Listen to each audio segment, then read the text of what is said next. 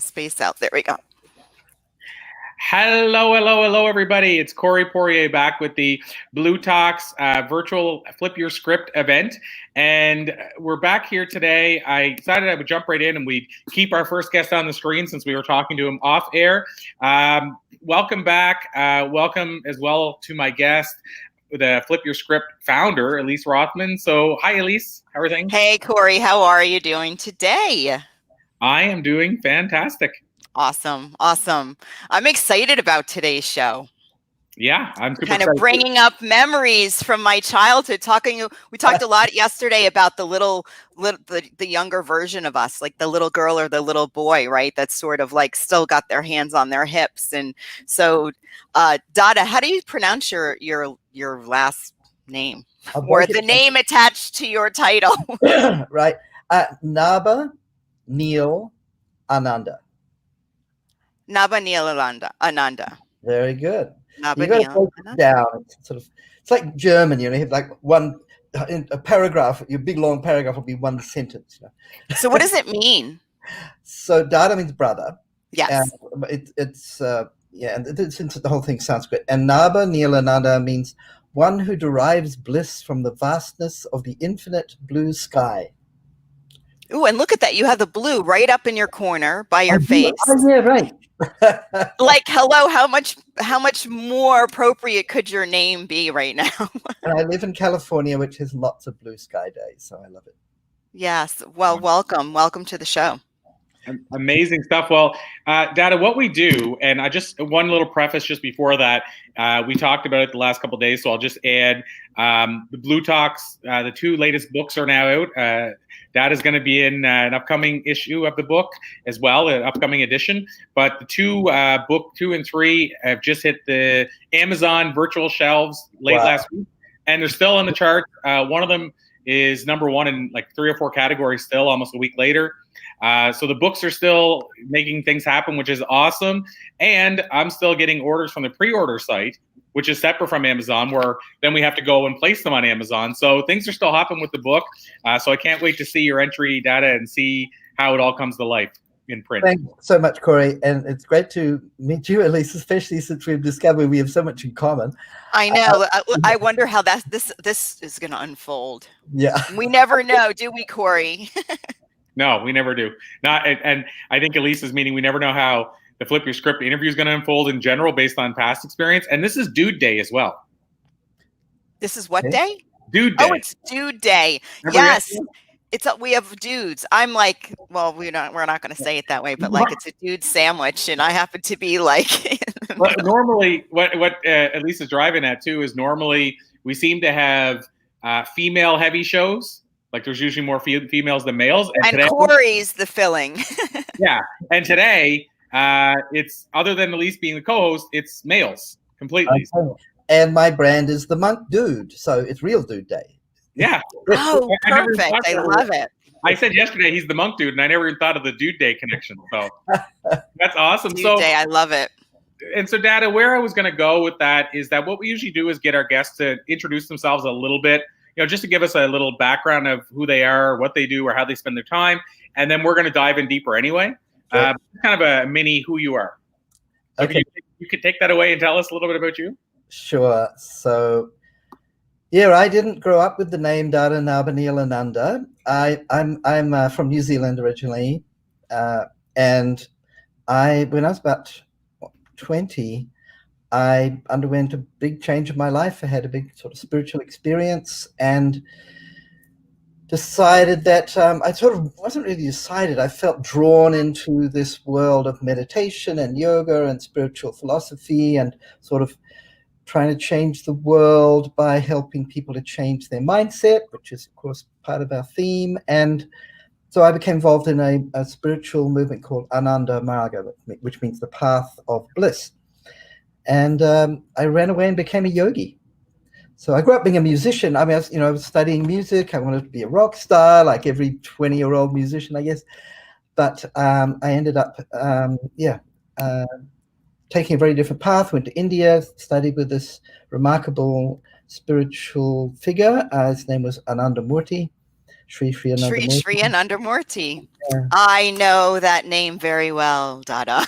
Well, and then I just discovered that Elise grew up in this same tradition that I discovered when I was 20. I grew up from the age of seven to probably my like 11, 12 years old. I grew up in an Andamarga environment. We traveled all over the country. My mom would be like, okay, I'm going to India to meet Baba. They called Baba Sri Sri Anandamurti, and she went to visit him. And so, so when I saw your picture, it's a very prominent picture in my life with Dada's and Didi, his sister, right? In Sanskrit. Yeah.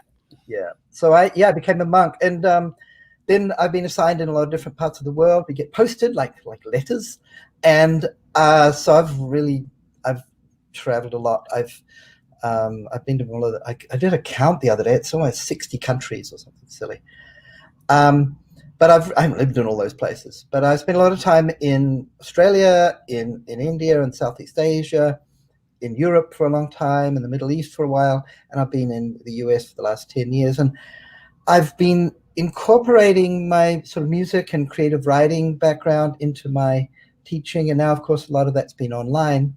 So, I ended up performing music on some pretty big stages and sort of ended up being a kind of a monk rock star for a brief period. I had my 15 minutes of fame in about 1992. Maybe you could be the rockin' monk dude. Yes, but now I'm sort of more the corporate monk dude because I do a lot of training for companies in Silicon Valley in creative thinking and meditation and leadership training. Oh, that's awesome. That's exciting. I'm glad that we connected. I'm interested to know more about what you're doing and how you're taking this in Andamarga. When I grew up in Andamarga, it was a very different, I don't think that was big. People, Dadas and Didis weren't going corporate. Let's just put it that way. I think our mindset was a little bit more like it was new. It was kind of coming out in the United States as opposed to being so, I wouldn't want to call it mainstream, but so relatable these days. Well, the environment's changed. So, 20 years ago, I would never have been invited to speak at companies like, Google and whatever, Apple and all these places. But now meditation's trending hugely, and it's largely because of the research, I think. There's a lot of great research validating meditative practices, which is very powerful.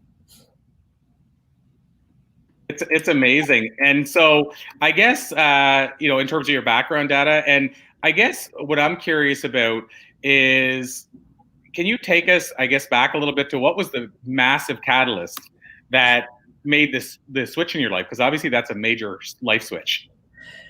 Yeah, day and night. So I was a student at university in Wellington, my hometown, and I experimented with a very small amount of LSD, and it. I see it as I figure it was a kind of a catalyst. So, it had a very dramatic. It's hard to describe this experience. I'm not often lost for words, but this is really where I find it hard to describe. I think of John Lennon's song "Across the Universe," and you'll get the general idea. What did he say? Limitless, undying love, surrounding, and something of that surrounding me, and it's like this incredible. Bliss. That's the right word. In fact, it was this incredible blissful experience. And of course, I'd taken a drug. So afterwards I sort of reflected on it, but there were a number of things that I realized from this experience. And this is the big differentiator for me. I know lots of people who've taken drugs and had dramatic experiences, or this can happen in other ways, of course. But for me, the real question is, what do you do with that? Mm-hmm. Or do you just sort of say, oh, I'm lucky, I'm blessed, and sort of feel like, oh, I'm the Messiah? I know 3 people who think they're Jesus Christ. So this is, interpreting, spiritual experiences is pretty important, because misinterpreting them can be majorly delusional. So one of the several things that really I understood after this experience. One was that I should never take drugs again. I should meditate instead. And I knew nothing about meditation or yoga or spiritual philosophy, I was an atheist. Like, that's what I say day and night. Like, before and after this experience, I had a totally different worldview. So yeah, I knew I should never take drugs again, but I should practice meditation, and that this experience was a glimpse of what human life is designed for, is to achieve some sort of enlightenment or awakening to universal love from within. And then I also felt that this is going to sound kind of weird. Yeah, but we've discovered that weird means supernatural, so go for it. Okay. So I felt that this experience was a kind of communication from a yogi in India. And that I was being called to some sort of mission. And that kind of unfolded over the next few years. And yeah, that's kind of what happened. So there was I wandering along thinking my life was going to be like this. And then I got this call, hey, forget about that. You're doing this. So that's what I've been doing for the last 45 years. Well, that's amazing that you actually followed that calling, your gut. I call it following the gut, which is connected to everything that, sort of guides us, right? So you followed your gut. Not everybody would have said, okay, fine. Fine, I'm getting off the slip road and going that way. Well, that, of course, is why I make the point that, people have illuminating experiences, but what you do with it is what makes the big difference. Yep, choice. My fiance always says choice and consequence, baby. Choice and consequence. And, Dad, one other thing one other direction I want to go is that you're also a musician. You have a great book out. Actually, do you have a second book out now? I have 2 books. Yeah. 2 books, yeah. So can you tell us a little bit about that side of your life too? Because the musician side is always intriguing to me, being a fellow musician. But then also one of your books I've read cover to cover. So can you tell us a little bit about both as well? Sure, I love talking about my books. Sure. So I have what I call a sensible book and a silly book. So the sensible book, I think, is the one you've read, Close Your Eyes and Open Your Mind. Yes. So it's an introduction to spiritual meditation. A practical guide to spiritual meditation is the subtitle. So I wrote that quite a while ago. It was actually originally written for university students that I was teaching. That's where I've done a lot of my teaching. And it's a step-by-step walking through how to meditate in the way that I've learned and been teaching for a long time. And it's got a bit of humor in it, a lot of stories. I've tried to make it accessible without watering it down. That was kind of my goal. And it's ended up being pretty popular. It's a standard teaching text for our teachers all over the world. So it's now in 12 languages, I think. Wow. It's an audio book now. It's an online course. It sort of grew into this whole thing, which I didn't quite expect, but I'm very happy with that. And then the other book, my silly book, which I had so much fun with, is a fantasy comedy science fiction story. Wow. It's called Real Dragons Don't Cry. And it's That's awesome. I love the title. It's book 1 of a planned 6 books. So that should keep me busy for the rest of my life. And it's about lots of crazy characters, an alien who comes to Earth on a mission from his planet. He's been sent by his guru to save the humans. He arrives in about, I think, the 13th century, and he has to meet with this dragon who came from Atlantis, and he's on this mission to find the last lost seed of a magical tree that's called the microvita tree. And he has to, there's a whole lot of crazy stuff. The dragon decides to become a vegetarian, and then he's not accepted. That sounds like so much fun. It's like a children's book for adults. Kind of, yeah. And it started out as me telling a silly story to a little girl, the daughter of a friend of mine, years before, and it all grew out of that. It's, so I had a lot of fun with that. So that's now just about to come out as an audiobook as well. Oh, good. I'm really into audiobooks. I can listen while I'm being something else. And this is a story, but it really lends itself, because actually the framing is that the alien is telling his story of his first visit to Earth to a little human girl in his spaceship on his way back to Earth. And that's in book 1. And then in book 2, he continues that story. With book 2, I'm just finishing. And then by book 4, he actually arrives on Earth in the 21st century. So the last 2 books are set in present time. So I have a question about, being able to say, okay, well, this is book number 1. I told this story to a little girl, and all of a sudden this sort of like grew. The seed is now like harvesting and producing like a whole series, right? Yeah. So is there a connection? Do you feel connected and that you're getting this information?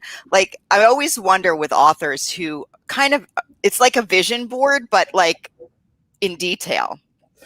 Okay, so that's a very that's a very sophisticated way of asking where do you get your ideas from, right?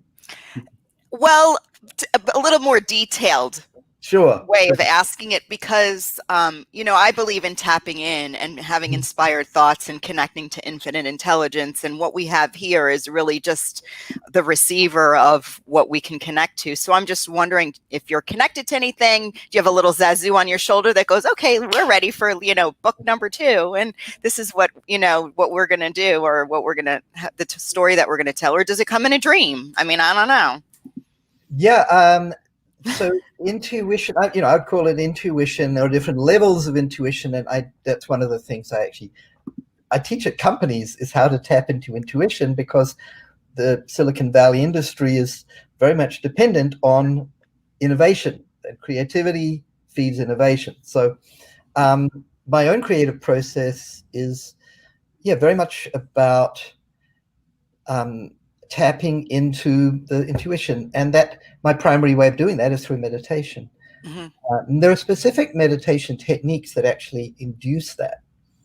Can you give us an example of one? Like, do they have names, or? They do, but I can't. It's not something I can teach over the internet. Well, no, I mean, because I know that there's transcendental meditation. I mean, there are different types of meditation where you can collectively meditate, and so I'm just wondering is there a course somebody could take, or where could they find out more about the different types of meditation?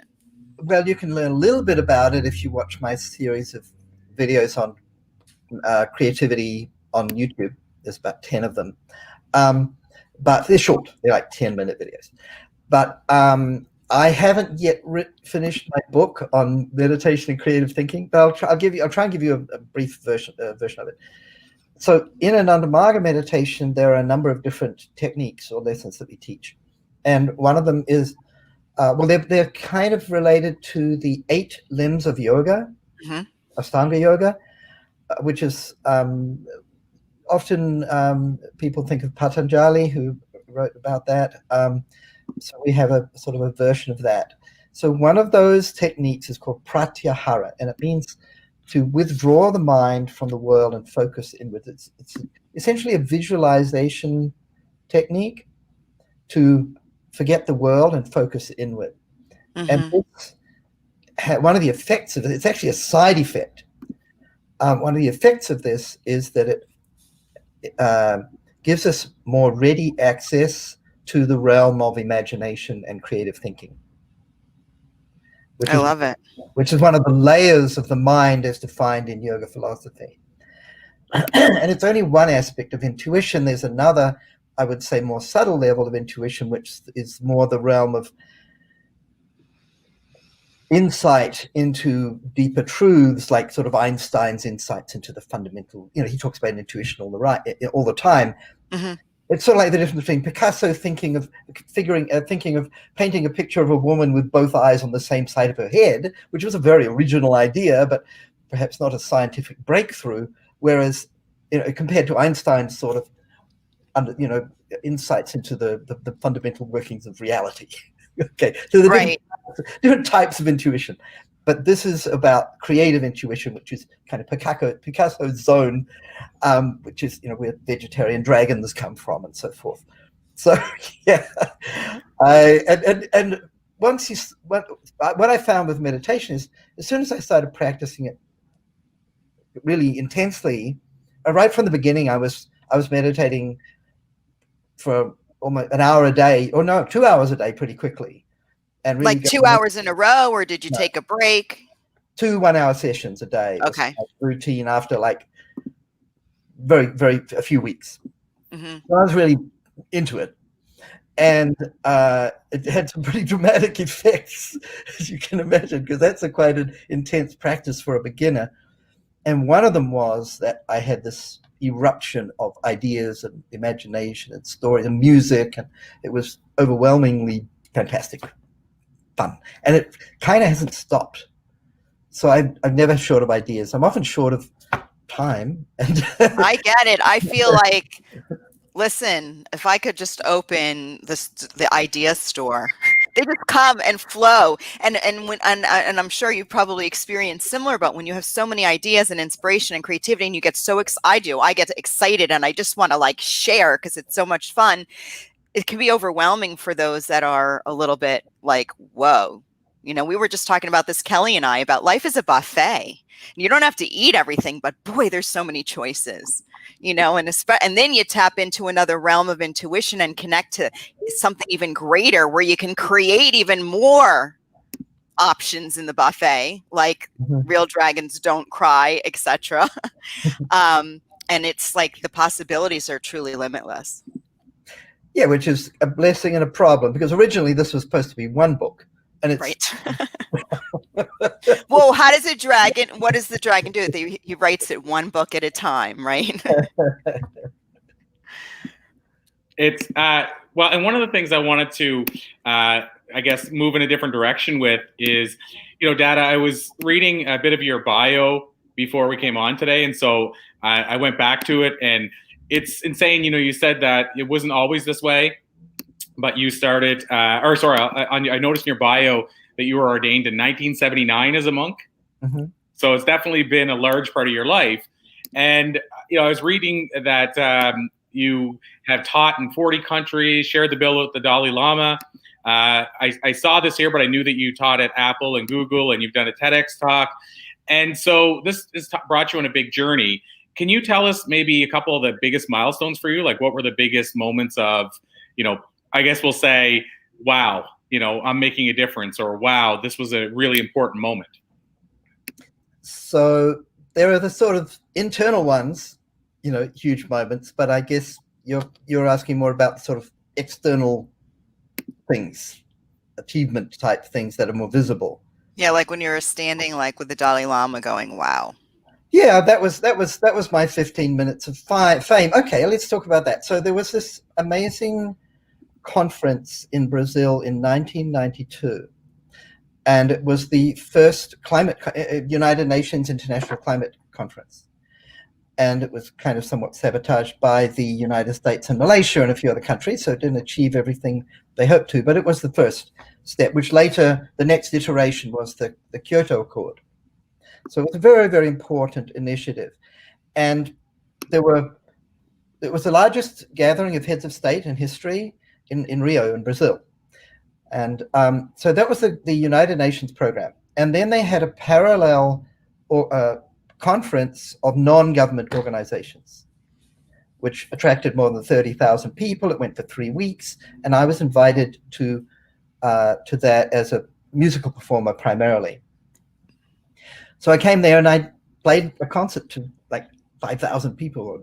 And I've never done that before or since. So it was kind of, so it ties into my whatever karmic weirdness. All right. So somewhere in me, I had this desire to be a rock star, right? From when I was a teenager. And somehow life allowed me to express it. And okay, got that out of the way. It was fun, but I really didn't feel that it was the most euphoric moment of my life, and it wasn't what I wanted to do for the rest of my life. But it was a kind of thrill, so that was cool.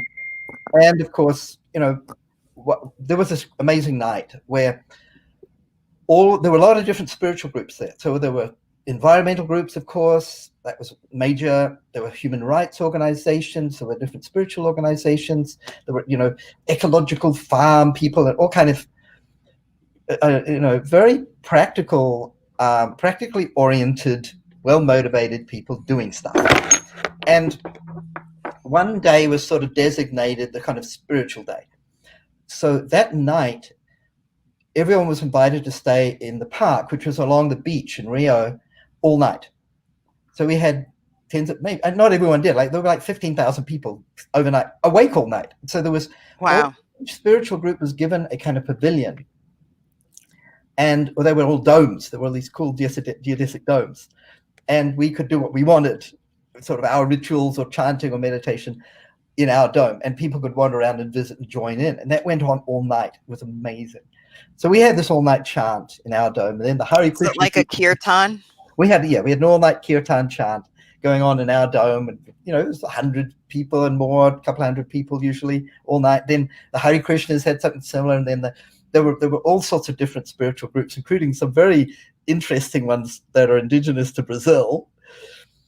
And in the morning, I think 5 in the morning, we all gathered at the main stage. You get about 15,000 people. And we had different musical performances from the spiritual groups. And then it all led up to the Dalai Lama appearing on stage at 8 a.m. and giving the keynote address. So this was all very exciting. And so I was with our musical group. We did led a chant with 10,000 people. It was really, and a lot of them had been chanting during the night, so they already knew it. So that was, and all the Brazilians loved to dance. So we had 10,000 people dancing. Wow, that's amazing. Really, that was a high moment. And then lots of different musicians. Paul Winter, I don't know if you know him. Yes. Wow. So he was he played with us. He joined our group. I can see that. I can feel that. Yeah, he's a friend of mine, and we got to know each other. He's a wonderful man, incredible musician. And then, and by the way, the night before, on my sort of main stage performance, I had a band. We played for a whole hour. We followed John Denver. So he was effectively my support act. He was, the big star is supposed to be last, but somehow backstage, John Denver comes off, and John Denver is one of my. I grew up with John Denver on an 8-track tape. That was. There you go. So I got to briefly say hello to John Denver and then go on stage. So it was like, I was a little starstruck, as you can imagine. So that'll happen the night before. In the morning, then it came around, the Dalai Lama was late.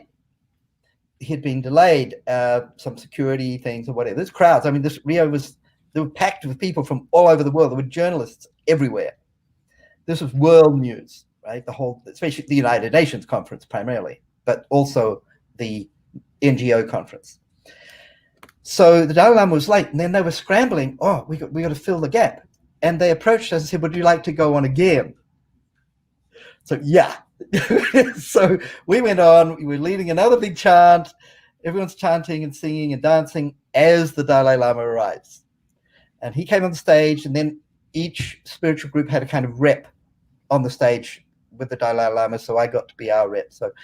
And that was kind of cool. I didn't get to say hello to him or anything. It's not like I'm personal best buddies with the Dalai Lama, much as I would love to be, but I was on stage with the Dalai Lama, and it was definitely a high moment. And he gave that's amazing. I'm thinking 79. Where was I? I might have been at a retreat or a Dhammachakra. Who knows? This was 92. Oh, it was 92. Oh, 79 is when you started. Yeah. Yeah. That was 1992. The Rio Earth Summit. So it was a big deal. So that was, big high point. That's awesome. Yeah. Not many people can say that. But what I find fascinating is that actually I see your two worlds came together. Like, I just think the universe has a very witty sense of humor that I happen to get. Yeah, I get the universe's sense of humor, and I appreciate it because I could be very literal. Like, I don't think sarcastic humor is funny because I believe that words have power, and I just feel like there's words are sacred, and the way that we think is like our paintbrush on life. But I get the wit of the universe, and the universe was like, okay, well, we're just gonna give it all to him right now. He's gonna play music, and he's going to make this impact from a spiritual, universal standpoint, and you got kind of the whole package. Yeah, it was it was a little surreal feeling, but I'm not complaining. Yeah, creatively orchestrated. So I got that kind of out of my system, and continued playing music, but in less dramatic circumstances usually. But now I incorporate it in all my teaching. I always have. So now I get to go to, these tech companies and I make them sing. I mean, I get these, brilliant, but often very, analytical thinkers. And what they often really need is a way to help them connect to their emotional self and just find more balance and peace inside themselves. So they really they love it. It's a little weird for them, but I mean, I'm already there in my orange. It's already weird. So it's sort of. I know. I was waiting for you to have your. I'm not wearing my orange turban today. That's part of my attire. But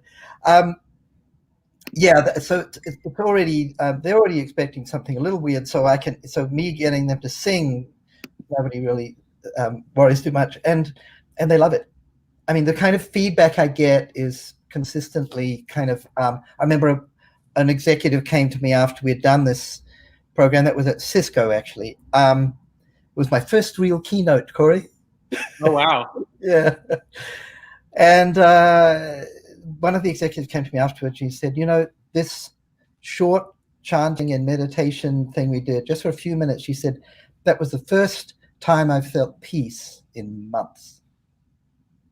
Wow. And I sort of felt, I was very glad that I could help her to, connect to that part of herself. But I also felt kind of sad that here's this person who's, she's a very nice person. We became quite good friends. But I think there's all this suffering actually going on that people are, they're working very hard. They're often doing amazing things, often very successful in current terms, but there's a level of stress and psychic. Often it can get very extreme. In her case, it was not that extreme, but there's a lot of suffering happening that people hide because it's not, we don't, especially men, and especially successful people, they don't like to admit to weakness. Well, their relationship to weakness is a little bit off. Out of alignment, I would say. They have an out of alignment relationship with their emotions. Their emotions are on point probably, but their relationship to them is their perspective's a little bit out of alignment. Yeah. And you get to bring them into alignment. I think that's a gift. And you're just weird enough for them to feel like they have permission to go for it, I'm sure. When I work with groups in an ongoing, it's like a series of classes stuff, which I love to do, then it gets really fun because everyone gets more relaxed and we have a lot of fun together. It's like you're giving them permission to tap into the freedom that they already have within them. Yeah. And so, Dada, as we start to wind down, we're not there yet, but as we start to wind down, can you tell us as well what you say to people? When people come to you, I'm sure people ask you all the time, how could I get to how can I get to a peacefulness or calmness in my life? Like, is meditation one of those answers? But when people come to you and say, where should I start? Obviously they might not be fully ready to dive in as far as you did, but where would you normally direct them? Or what do you tell them is one of the things that could change the game for them, for lack of a better word? Well, I would actually say, meditation's a given, and there are ways they can get into that, which I'll tell you in a minute. But I think actually perhaps an even bigger thing that's missing in, at least locally here in American culture, and especially in the really privileged culture of Silicon Valley where I live. I mean, not that everybody there is privileged, but a lot of people are. There's a lot of wealth disparity there. But I think it's really important for people, for their own happiness and emotional and mental health, to really take some time to do something for somebody else. I think this is a very important part about a need for human beings, is to serve others. And I think that's a big missing piece from a lot of Eastern spiritual teaching, especially meditative traditions. And so I really think that's one of the unique things that attracted me to Ananda Marga and to my guru, is that Ananda Marga is not just a spiritual yoga organization, it's a social service organization. We have service projects all over the world in poor countries and schools and medical programs, and that's a huge part of our practice. So, yeah, because I think it's quite possible to meditate and remain a very selfish person. So I think we need to balance that, practice with some sort of deliberate going out and helping other people in need in some way, depending on how you can help people. We all have different ways we can do that. But as far as meditation goes, yeah, people can. My book's about spiritual meditation, so it's not the same thing as mindfulness. Mindfulness is essentially a subset of that, but it's really taking. Spiritual meditation for me is about connecting to the source of love within ourselves, of limitless love within ourselves. And the way we do that primarily is through using mantra and music leading into that. And we've created an app which people can use, download for free on both Android and iOS. I'm excited. What's it called? The Bliss Timer. Mm. And it's pretty nice because one of my students, who's really a dear friend now, happens to be a professional app developer, and he's done an amazing job of it. It's called the Bliss Timer. Yep, it's right there in the app stores, and it's a rapidly evolving thing. So that's. I think I see you on here. You got it, yeah. So that's a really accessible way for people to try it out, and then I have my website, theminkdude.com, if people want to connect with me there, especially if they're interested in me doing something for their organization, if it's whether it's a nonprofit or a college or a university or a company. I work with all kind of organizations. I have a question for you, Dada. Yep. Or dude, whatever. Dada, dude, Dada. It's not my name, it's my brand. Bro. So growing up, I grew up in an Undermarga, and that's sort of where my seeds were planted on universal love and what unconditional love truly means. And it's been a practice from my childhood on so many levels. It's a daily practice. However, I know that when I was initiated, getting a Sanskrit name and a mantra, right, from Didi, and I'm trying to think of which Didi it was because I can remember her name, but it's slipped out of my mind for now. But so if somebody wants to just kind of try out closing their eyes for a couple of minutes, we talk about meditation a lot. I mean, there's different, coaches that are meditating, and meditating is a big word. Mindset's a big word too. And yes, we all have mindset, but where's your mindset? Is there a phrase, and this actually ties into my mind seed question, because I talk about thought weeds, belief weeds, and planting mind seeds in the fertile mind, so we can grow these seeds of belief and perspective that turn into these incredible realities that we love and love ourselves in. And so if somebody wanted to start meditating, like today, for a few minutes just to try it on, is there a mind seed or a seed of perspective or thought that you would share to say, if your mind goes, you can come back to this seed, this thought, maybe that will help you kind of come back to center? Sure, that's easy. You know very well what I'm going to say because you grew up with it. So there's a mantra that we teach everyone. It's a universal mantra. It has 3 words: Baba, Nam, Kevalam. Kevalam. See, I had Baba, Nam, Kevalam, love is all there is. Well, that's one translation, but I prefer a slightly different translation, which is more nuanced, which is that believe it or not, it slipped my mind. But okay, so Baba Nam Kevalam. Well, it roughly translates as "love is all there is." But yeah, I think a more accurate translation is only the feeling of universe or of limitless love.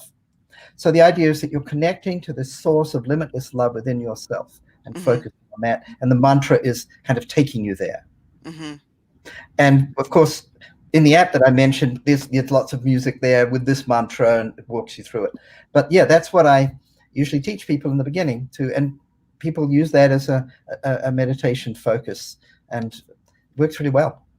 I haven't thought about Baba Nam Kevalam in many, many moons. So I'm going to try it back on for size and see. I've been on a very big Ho'oponopono kick, like my tape's spinning. I love you. I'm sorry. Please forgive me. Thank you to all of you. So, but Baba Nam Kevalam is really like a first cousin to that concept.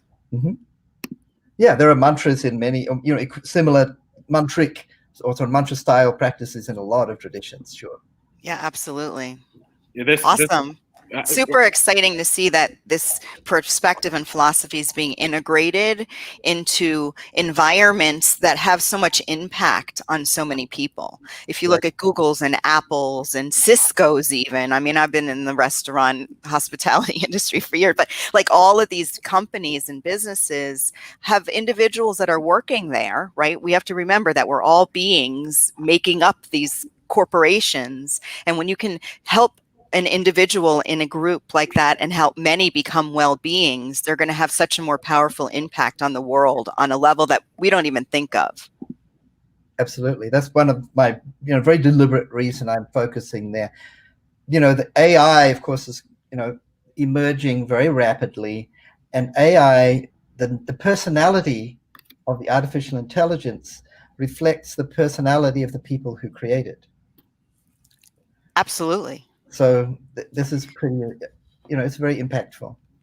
I absolutely love it. And I'm intrigued, actually. I'd like to have a conversation further about how that's happening right now. I'm beginning to learn. I'm learning a lot about it, but I'm not an expert. But well, no, how you're coming in. I mean, just you're coming in, helping the perspective shift. Perspectives create reality. So when you're actually a reality shifter, if you really want to, coin it, you're helping people's reality shift by helping them shift their perspective on some level.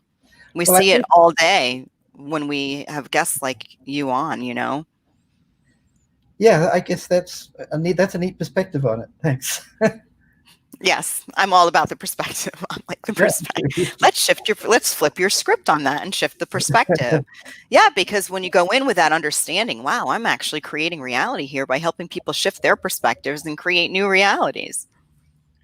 It's funny because most of the language you guys are using and the terms it's like literally like a foreign language to me. Like it's Is it really? Oh yeah. Well, perspective. No. No, I mean when you're talking at like the terms, what did you like the terms you were saying from your youth?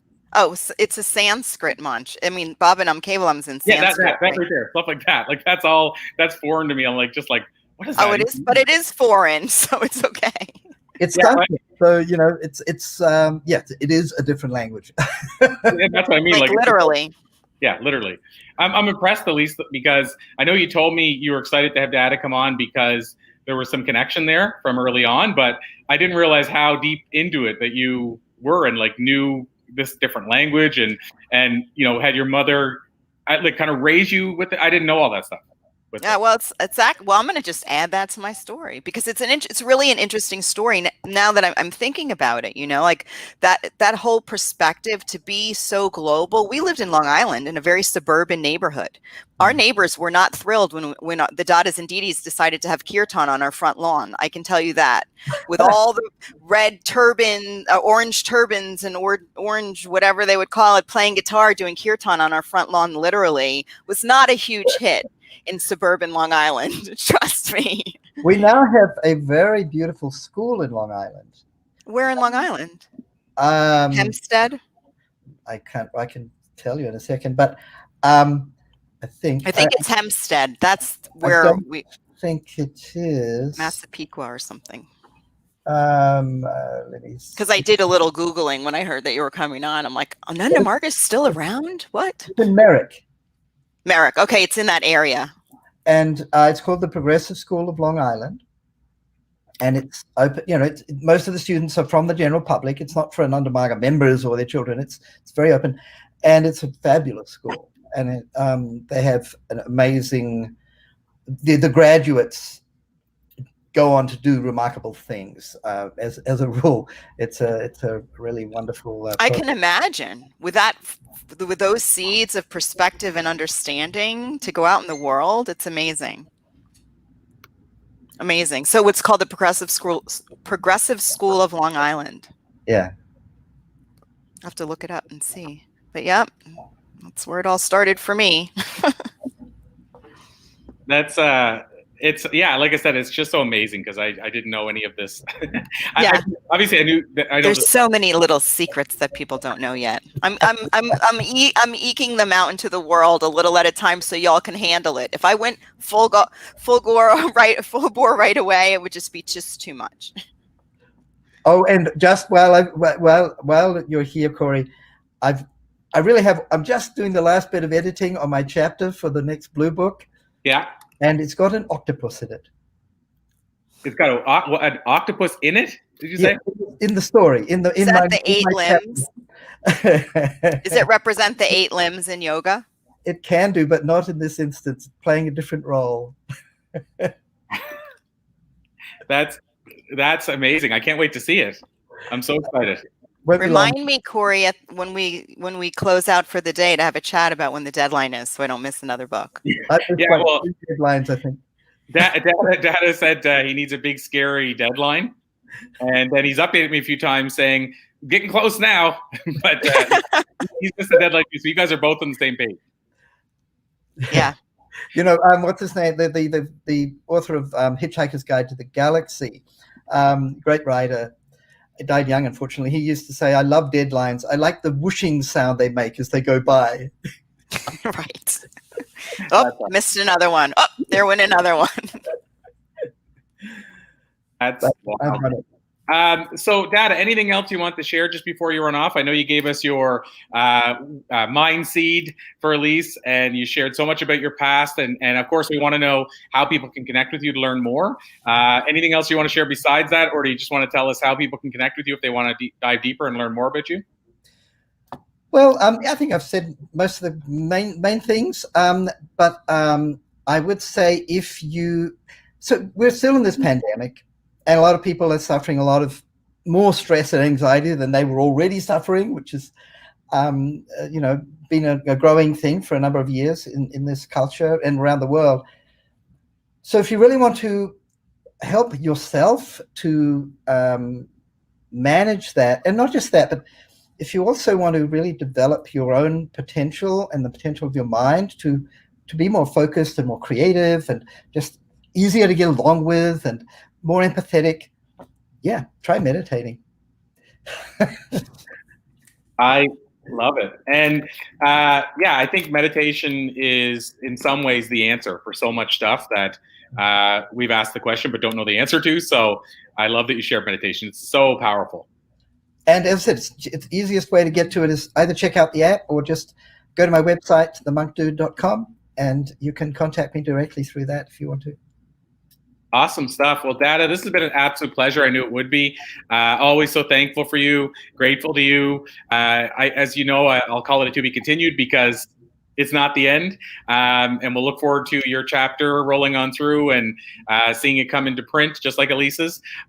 So thank you so much, Data. Anything else you want to add, Elise, before we let the Monk Dude run off on his day? Namaste. Love it. Some more Sanskrit for you, in case you didn't get enough Sanskrit today, Corey. Okay. Corey. Yeah. Namaste. Well, I know namaste. One thing I do know. Namaste is pretty generic these days, right? Well, there's a variation on that, which is namaskar. Namaskar, really, yeah. And a friend, I'm going to finish with one funny story. So somebody I know, he was in India traveling quite a number of years ago, and he boarded a plane in Calcutta, I think, and he said namaskar to the stewardess when he got on. And they were so impressed because in Bengal, this is considered to be a more sophisticated way of sort of spiritual greeting than namaste. They were so impressed, they upgraded him to first class. Wow. So, namaskar it is. True story. That's amazing. That is amazing. Well, I appreciate you so much, and I appreciate that you're taking this concept of bliss to the world and enlightening and lighting up the world one well-being at a time. Well, thanks to both of you for doing such a great job of getting great ideas out to lots of people. Oh, thank you so much. And we so appreciate you. I'm sort of juggling back and forth behind the scenes, sharing stuff, answering questions and stuff. And I can see you're so focused. Yeah, well, I have to watch that kind of stuff. At least is kind of the co-host, and that's my design. That at least can kind of just go and just continue with the questions. And I'm kind of like if somebody's sending a message in or a question or what have you. So I've been watching that and answering people and stuff like that. So yeah, I've been focused. Hey, cool. Thanks, Barry. Well, thank you. Enjoy the rest of your week. Good. Enjoy the journey and the process, and I'm going to piggyback on your next meditation. Oh, cool. Just know that when you're connected, I'm there. I piggyback on prayers. I'll piggyback on a meditation. I'm like, yep, I'm connected. Good to go. That is awesome. So yeah, you definitely piggyback on that and keep in touch with Dada. He's the real deal. Thank you so much, Dada. Always a pleasure. We'll let you run. Enjoy the LA weather, and we'll call it a to be continued and look to bring you back next time. Thanks so much. Farewell. Awesome. Thanks, my friend. Wow. What a sweet guy. Yeah. And what a sweet dude, I should say. Well, it's cool because I get to be the fly on the wall because, like I said, I was juggling some other things, but I got to kind of take it in and jump in and out. So I was really taking that in, and I love the fact that you guys have that commonality, which I would have never guessed. Yes, it's what do they say? Blast from the past. 100%. Such a blast from the past. I told my sister, I don't know if she's watching. I was like, you have to watch. There's a Dada coming on. She's like, from Ananda Marga? I'm like, yeah. She's like, wow, I haven't thought about that in forever. So I'll see if she texts me if she was watching. I'll have her go watch the replay. Yeah, for sure. Well, and on that note, yeah, I know we got a little bit of a break before our next guest jumps on. So one of the things I wanted to, I guess, bring up in our conversation, because I had this question to pose, but the question that I got, and it's funny because you think people would put it publicly, but I never assume why some people decide to do it privately, because I can see you can see their name either way. So they probably wanted to send it to me directly, but they said, what are Lisa's thoughts on meditation? Interesting. What are my thoughts on meditation? So growing up in Ananda Marga and being introduced at a young age to meditation, there was a game-changing moment actually, and I'll share that with you. But so my perspective on meditation is that it can come in, for me, it comes in many different ways. So I can sit and I can use the mantra Bhavanam Kevalam, or I love you, I'm sorry, or just stay centered and focused. I use the brain tapping very often from Dr. Porter, the brain tapping app, and the headphones with the frequency. So I like guided meditations for me personally. If I'm sitting, the traditional sitting and, being still, my meditations tend to come when I'm in an environment and a space where I feel inspired, like being here in Weeki Wachee, Florida, on the beautiful springs with manatees, waking up in the morning on the fog-filled canals and going and just being in a space with these beautiful manatees kind of surrounding me, walking on the beach. So meditation is a state of mind. It's kind of like yoga. Dada talked about these 8 limbs of yoga. It's not just being on the mat and, having the perfect downward dog. Yoga is a state of mind, and meditation's a state of mind as well. Yes, sitting and being still and centering your mind and connecting, internally connecting is huge. But just know that meditation for me comes in different forms. And I know when I'm connected because I get these inspired thoughts. I get the creativity starts coming through. The ideas start flowing. The excitement starts filling up in the heart center. Gotcha. So I'm not sure if that helps, but that is my perspective on meditation. So I feel like I do meditate every day. I feel like I do yoga every day, really, but I'm rarely on the mat. And I get comments all the time. They're like, oh, you look great. Do you do yoga or something? I'm like, every single day in my head. So if you can understand what it feels like when you're connected in a state of meditation, we can evoke that as well.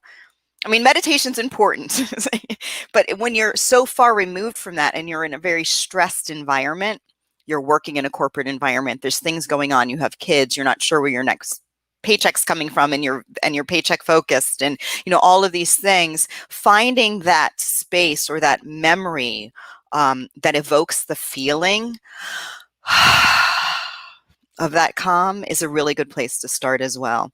And I use EFT, so I use tapping. When I'm feeling overwhelmed, I'll do a clearing or two first. I'll do a couple of rounds of tapping so I can come and be calm that amygdala, that flight, fright, or freeze part of my brain. So it's easier for me to become connected to that meditative state of being.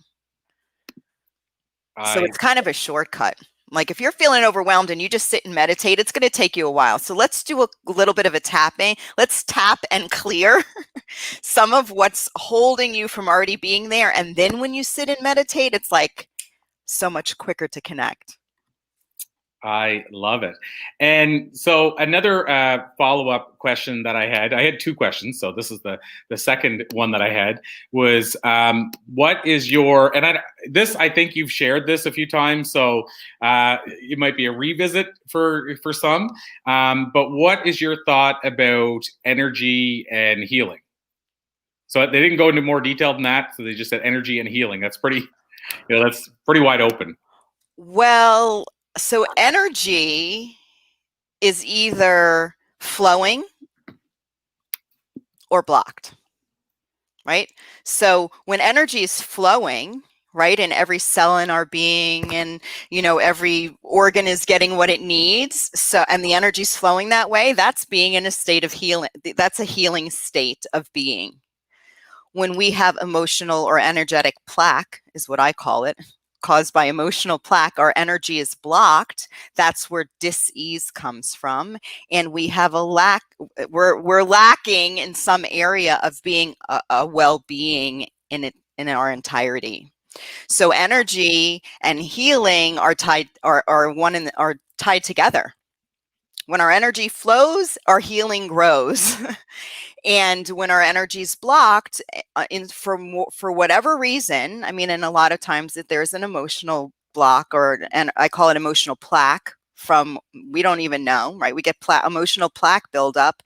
It's very difficult for the energy to flow properly. So our cells aren't getting maybe the right amount of oxygen. The nutrition's not going where it needs to go.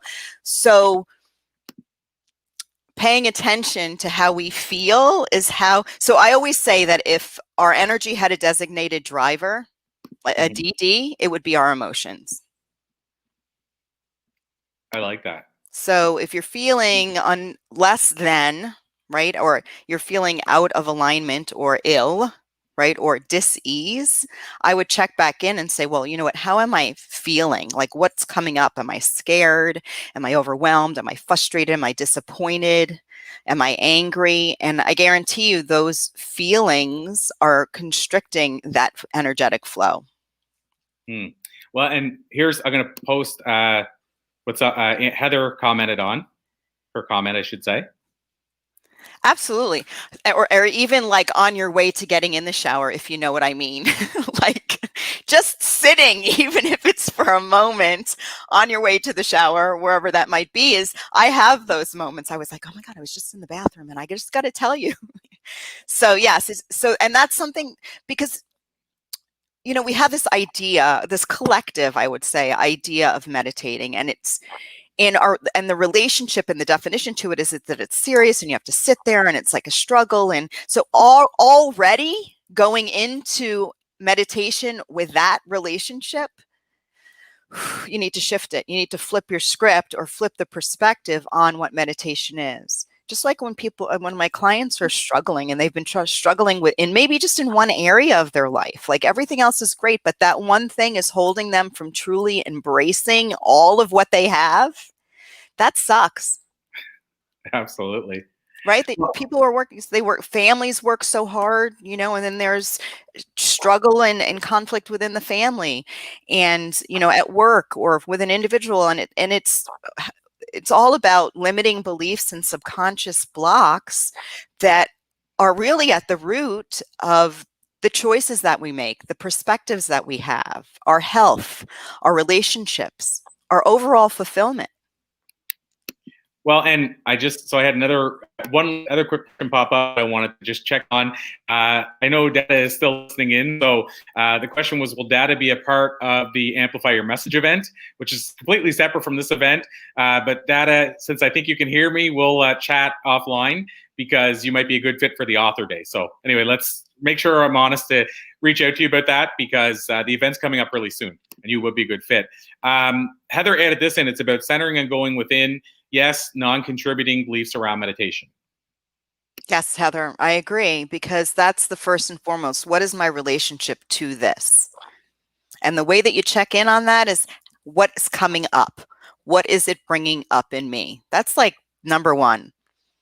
I'd call it eyes on your own paper, but I could go into if it had like a subtitle or a subheading, like, because there's 3 steps to really flipping your script. One is eyes on your own paper. Well, what does that mean? That somebody's like, oh, that's so selfish. What do you mean eyes on your own paper? And, it's all about you. Well, listen, if the you that's showing up is not the best you, well, it's not fair to you or anyone else around you. They're not getting the optimal experience. But when you check in and you realize how something's making you feel, realize that relationship is the first thing that needs to be set free or cleared or, disconnected, or I call it like, releasing that relationship. So you have a clean canvas now to receive. One of the tips that I give clients is that you don't have to believe something necessarily, but suspending your disbelief is a really good start. I love that. You don't suspend your disbelief. You don't have to believe it. I wouldn't jump right into a belief. That takes chronic thought. But if you could suspend your disbelief in an environment or in a situation that's new, you'll be more receptive and open, right? And probably benefit much greater from whatever that is. Absolutely. Well, one of the other things I wanted to get your thoughts on, it's a bit of a shift of gears, but okay. I put up a post, a quote, we'll say. It's kind of like an image versus a quote. I'll tell you guys because I could open up a multiple screen, but it's probably easier just to tell you. But it's this quote that says, success, and it's on an island almost that's above the water, almost like a volcano or whatever. And it has the word success, and then it has water, and then it has the bigger part of the rock below it, and it lists under the water: hard work, persistent, late night, rejection, sacrifice, discipline, criticism, doubt, failure. And so what it's saying is behind the success, underneath the success, these are all the things that had to go into it. And so I'd love to get your thoughts on this idea, because one of the things that I hear people say, and I'll dive in further than this, but one of the things people say to me is, you're so lucky that you got to meet or interview this person. And I'm very careful how I say it because I don't want to discourage anybody, but I'm often known to say, if you only realized how much if you only realized how much work went into becoming lucky. Because they're saying you're so lucky, almost like as if, I just walked into the airport and said, hey, wondering if I could talk to Les Brown. Is he in the airport right now? It's not. I mean, there was a lot more work under the surface. And it's the whole thing that we see overnight success, right? Somebody like Gary Vaynerchuk. I'm not sure if you're familiar with Gary Vee. I don't know if we talked about Gary. No, I am. Gary Vee is like all over the place now. But what people don't see, if you read his first book or you followed his story, he was on chat boards at 2 and 3 in the morning. Like, he started Wine Library TV, which was an online video about wines out of his father's business. And he was on these chat boards every night going, yeah, I love that wine. I love this, at 3 and 4 in the morning, and did that for, I think it's like 5 or 6 years. And so behind the scenes, he's doing all this. And then one day you're like, whoa, this guy's arrived.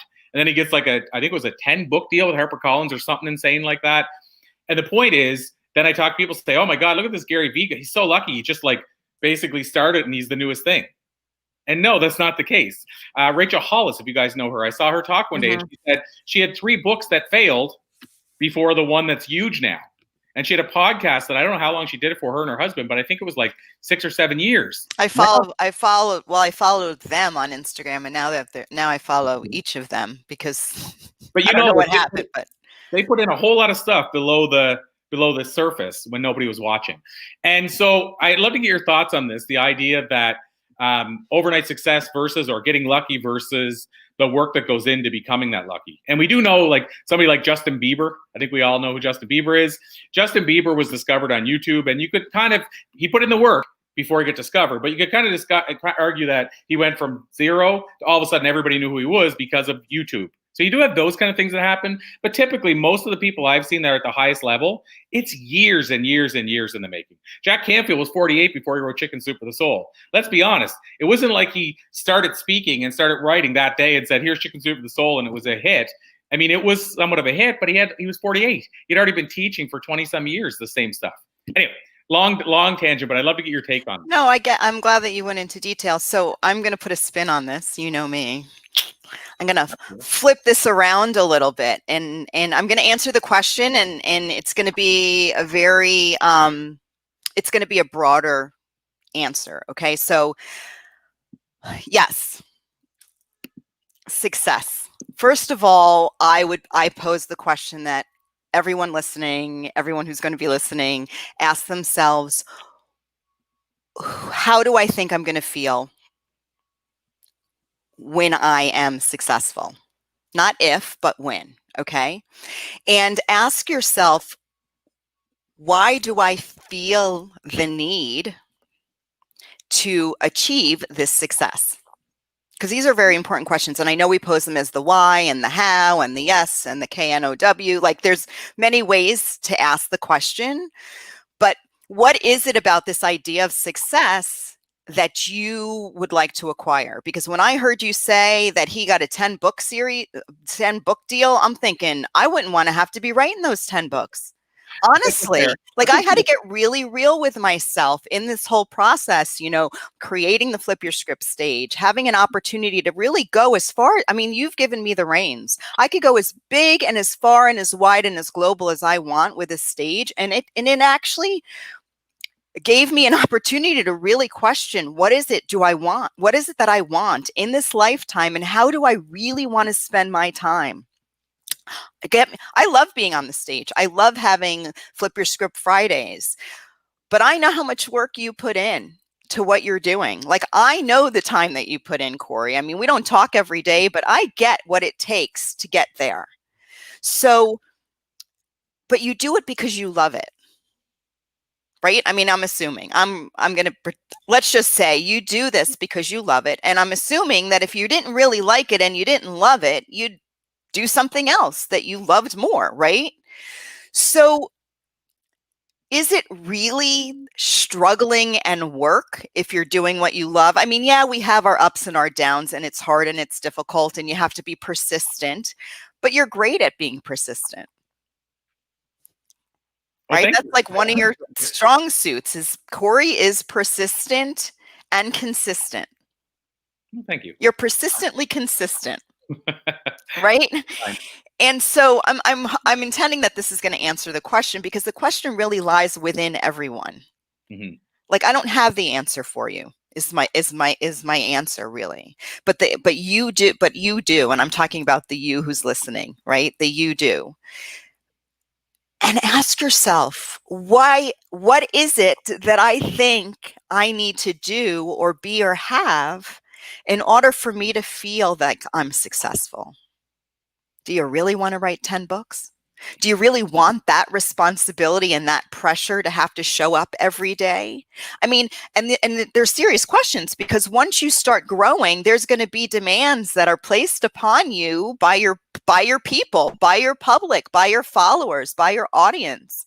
And so you might realize when asking the question that maybe it's not exactly the direction I don't need to be a Jack Canfield to be okay with who I am. And when you do that, here's the piece that's really going to answer the question. When you become vibrationally connected and excited and aligned with your now sense of knowing and being, connected to who you are and what you want to be and how you want to spend your everyday, it's going to show up in a way that is more easy, is more effortless. It does take time, it does take persistence, but it's not going to feel that way. So are you going to disagree? No, I can see the face. I'm like, yes, but it does take time and it is strong. But listening, can you just read that post again? Like, what was under the water? That seemed really heavy to me. I could close it again, but it was failure, rejection, all the things that they went through basically to hit that top of the iceberg or rock or whatever it is. It's like, if you want to picture it, it looks like an iceberg, but it's if you pictured an iceberg, that would make as much sense, because it's like the smallest part of the iceberg would have success on it, and then all the stuff below. In this case, it's a rock, and it looks like an island, like a volcanic rock. But yeah, it's rejection, failure, missteps, all that stuff. Well, I mean, let me ask you this, because I'm going to flip the question on you. So do you feel like you've had to wade through, we'll use the water analogy, wade through the feeling of being rejected or the feeling of being a failure and all of that in your process? So here's where I was going to go when you said I thought I was going to disagree with you. So I'm not, and I'm going to answer your new question by adding one extra element. So I don't know if you know the name Eric Thomas. I don't think so. Motivational speaker. You have to check him out. He's one of those guys. He's like, I'm not big on like the rah, you can do it, but this guy's got some sort of energy that's just a totally next level. And one of the things he says is, "Do you want my life?" He asked this audience member one time. And the audience member goes, "Yes, of course I do." He goes, "Dude, you want my life, but you don't want my grind. You don't want to get up at 2 o'clock and do what I had to do to get this life." And he's like, he's honestly blunt and tearing the kid apart, but he's trying to show him that you want the end result. The idea of, but you don't want the journey. And so here's my take. Here's my answer to it is, I say to people, like when they say, "Oh, you're so lucky you get to speak on stage and see other places in the world," I always say to them, "Well, do you want to trade for a month and live out of a suitcase?" Because you want the stage part. And just like a musician, you're paying the rock star to get on stage, Aerosmith, to get on stage and perform. Sorry, I'll correct that. You're not paying them to get on stage and perform. They do that for free. You're paying them for all the nights in the van and the bus and all the press tours and everything else. So as a speaker, I always tell people, they say, "I have to pay you how much to speak?" I'm saying, "You don't have to pay me anything to speak. I'll do that for free all day of the year. What you have to pay me for is to leave my family, get on a bus or a plane, and all that other stuff." So here's what I'm getting. I like that twist on that. But it's true, works. right? And I'm sure Dada can agree with that, because I know he goes through that too, like all the travels and all the other stuff you go through. But here's, I think, the key takeaway. What if you enjoyed the journey? Exactly.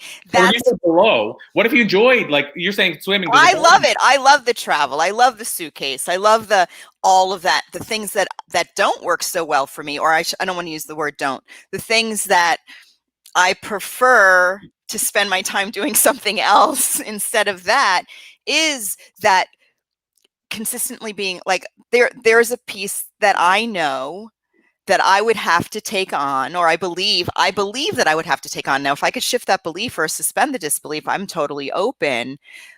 The grind, that kind of thing. I'm inspired, and I love to live in an inspired state. And what I've realized with my own experiences is I thought that I was going to be, internationally traveling and speaking all over the world, and, doing all and having these huge events and all these things that I've done in the past. And now I have this like beautiful little retreat where people can come and enjoy, and I can create this platform in this space and still go out into the world and travel. And I love it. Like, we're opening up these suites right now at this retreat, and I'm actually decorating the rooms and I'm making the beds right now. And sometimes I'm like, really, this is how you're spending your time, Elise? I have all these clients. I could be, making new posts, and I could be, online or writing, new programs. But I enjoy right now, and I think Dada can relate. It's that humble, being here, infusing the space with my love and energy, and making peace with that is sometimes hard. Like, I'm like, well, should I get somebody to come in and clean? And eventually we will, but I need to fall in love with this space. I mean, I painted the building one stroke at a time, and now I feel like I have a relationship with this space. So what is it that lights you up? And how do you want to spend your precious time here? Well, and and I think that that's the key question. I was going to add that you and Dada should, off air, you should guys talk about doing a retreat there together, or some sort of workshop together. Yeah, it would be awesome. But Kirtan on the water. Well, and what I was going to say is, we got about probably 10 minutes roughly before our next guest jumps on. I know there's a couple of comments here I want to tackle, but just to finish that off on my side as well is, I think it's the idea of what you said about what lights you up. When Eric Thomas says that in the audience, I mean, he's saying that as a strong visual. You don't want my grind. But the truth is, he probably, at this stage, I don't know if he did early on, but he enjoys the grind. He's calling it a grind, but he obviously enjoys doing it. It's part of, I shouldn't say obviously, I think he enjoys doing it. he doesn't see it as a grind now, but he knows other people would see it as a grind. This is my opinion based on how he's wording it. But he said another thing that was so profound about this, about why are we in such a rush? And he talked about how he got his doctorate. It took him 12 years, university, 12 years. And what he said was, he said, but you know what's interesting? When you come into my office and see that on the wall, it doesn't say how many years it took. It's no different than somebody got it in 4. You don't view it differently because it doesn't say how many years it took him to get it. He still got it. Right. Exactly. It's interesting. It reminds me, we have local artists that are painting our signs and doing murals on our fence. And we love just, getting to know locals and being creative here. And we have this really long fence out front. And we have an artist she's doing this pointillism. She's doing everything in dots on this huge fence, this mural with mermaid tails and manatees. And I was talking to my fiance and he's like, well, and her name's Justina. She's amazing. She's so talented. And he's like, where's Justina? And I'm using your name, Justina, if you're listening, but they don't know your last name. And I said, you know what? There's no rush to get this mural done. Actually, we're on a road. So, cars are passing and people are walking by from the front. And I love that it's taking a while. It's a conversation piece. It's part of the journey and the process. Like the longer it takes to me, that's marketing, right? Oh my God, there's an artist. It's this interactive sort of performance piece that's taking place right here on our property. So when you find the peace and the joy in the journey now, giving yourself permission to feel the way that you think you're going to feel when you get to wherever it is that you think you need to go. And I'm going to add this, before you give yourself permission to feel the way that you really want to feel right now, if we can find a way together, I tell my clients, let's find a way together to feel that way now, because it is possible.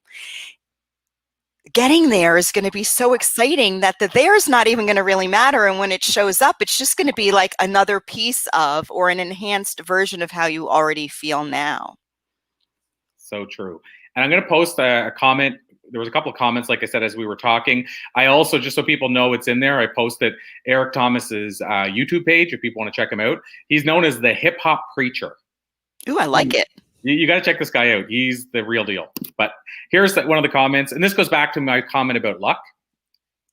And I think this is what I was really driving at as well. Right, the strong belief of luck in this reality sadly fuels those that are not choosing to step up into deeper alignment. Can I say what I think, Heather? I was going to say, I thought you were asking me if you could say what you think, but from my perspective, you can. Okay, so I'm going to be gentle about this, Heather. It doesn't matter what you think other people are doing or aren't doing. And that's going to be the biggest gift you give to yourself, because we don't. I think she's talking about meaning in society. I'm just going to. It doesn't matter. Yeah, but I'm just saying, I think she doesn't believe it herself. I don't think she believes the statement herself. I think she's saying a strong belief in luck being the answer is what hurts us. That's if it hurts you. But another stronger thing that hurts everything is thinking that other people aren't stepping up for some reason. That people aren't woke, that people aren't this because they're living their life like that. To me, that's even. I think you're agreeing with her is what I'm trying to say. I think she's saying that because by people believing that it's only luck that took it, it's actually, for that person, it's actually holding them back to achieving what they could achieve. Not that they believe it or anything else, just. But it's not even that. It's that they're using something outside of themselves as a reason for waiting as opposed to creating. So it actually comes back. It might be luck is the word that they're using, but it's about blaming or waiting for something outside of themselves to change until they give themselves permission. And it goes so deep. I mean, there's so many levels to that. And I love unraveling. I love going in and saying, okay, let's go in and recognize, where is all this kind of hiding? Where did it start? It's like going into a drawer with all the wires, even though you put them in separately. You ever have a drawer like that? I do right now. I know, but you put the wires in. I put the wires in separately, like everything was separate. And when I open the drawer and I pull one out, somehow they're all tangled. They didn't go in tangled. Like, how does that happen, Corey? So Heather comment, I'm reading Heather's comment as you're saying that. I don't know how it happens. The same reason or same way. I don't know how it happens that you put your Christmas lights down normally and everything's straight. And then when same concept. Yeah, same thing. But again, I think you and Heather are on the same page. I think she's saying what you're saying, but what she said is correct. Using luck as a front to what's behind. Right. Or not recognizing that they have the ability to create anything they want in their own lives, and that They have the ability to do it. But when we can't know. Well, here's the thing. You can't unknow what you now know. You can never unknow it. You can ignore it, but you can't unknow it.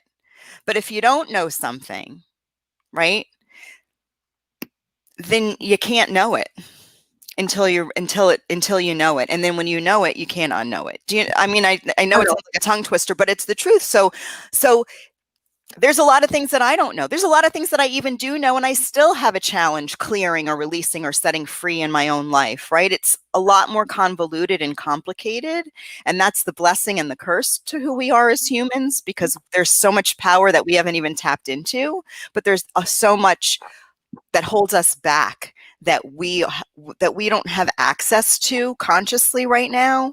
That is the curse, so to speak, I guess, right? Until you meet a Dada or a Corey or an Elise who can say, hey, wait a second, I got this. I'm a hostage negotiator. We just discovered that, right? I'll go in and find out where you're being held hostage in your own mind, right? And start to reframe it, take off some of those bars and, help you start being the creator. Well, and just give you a 5-minute heads up. We got our next guest will be on in in 5 minutes. Right? Yes, 100%. I say that. But there's another comment I want to put up here, just make sure we tackle that. And as Elise knows from being on here, whenever I'm over speaking for a second, it's just because I'm wanting to let her know of something that's related to the timing of it, because her and I are both very passionate people, so we can just continue on a tangent. But George, who's a frequent visitor to us here, this is reference to you mentioning the iceberg when I mentioned the rock. And he said that it's often, so almost the same concept is that, what's going on beneath the surface is leading to what's showing on the front end with your health. Oh, and I never heard of it that way before. I see iceberg so underneath, what's happening underneath the iceberg, what popped into my mind is an iceberg is a manifestation, right, of cold and water and climate and environment. And to me, that's like emotional plaque, which is driving the energy back to the energy and healing statement or question that we had, is that iceberg too is kind of like that plaque that's not allowing like the water to flow underneath. Well, and I think the reason that this is just me talking out loud generally, I think the reason you see the iceberg image used so much in those photos is because there's always so much deeper below the water. So they're saying, look at all that's here versus here. Absolutely. The tip of the iceberg, right? That's what we see. And so it's like the Titanic got knocked down by an iceberg, but it wasn't like the small iceberg that you see above the water. It's everything else below that had the foundation. So absolutely, I agree. I mean, what's happening inside is what happens outside is the reflection of what's happening inside. 100%. And so, long and the short of it, I'll pose one more thing to you before we bring on our next guest.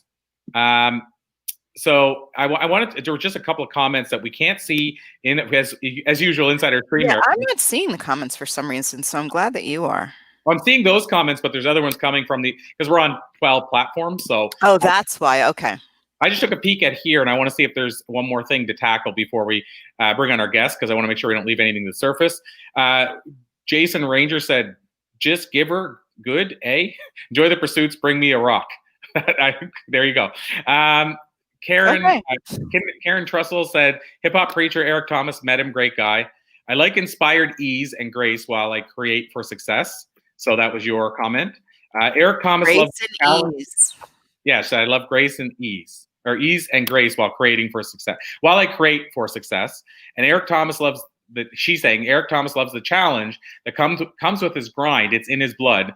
It's his passion, and that's where he draws it from. Mm-hmm. So going back to my point about, I'm sure he actually enjoys the journey, quote unquote, grind. Right. But it's still, we're always told now, grind it out, hustle and grind. I mean, those are the key words now. But it also, you hear people say, I'm sick of hearing people say hustle, but it depends what you view hustle as, right?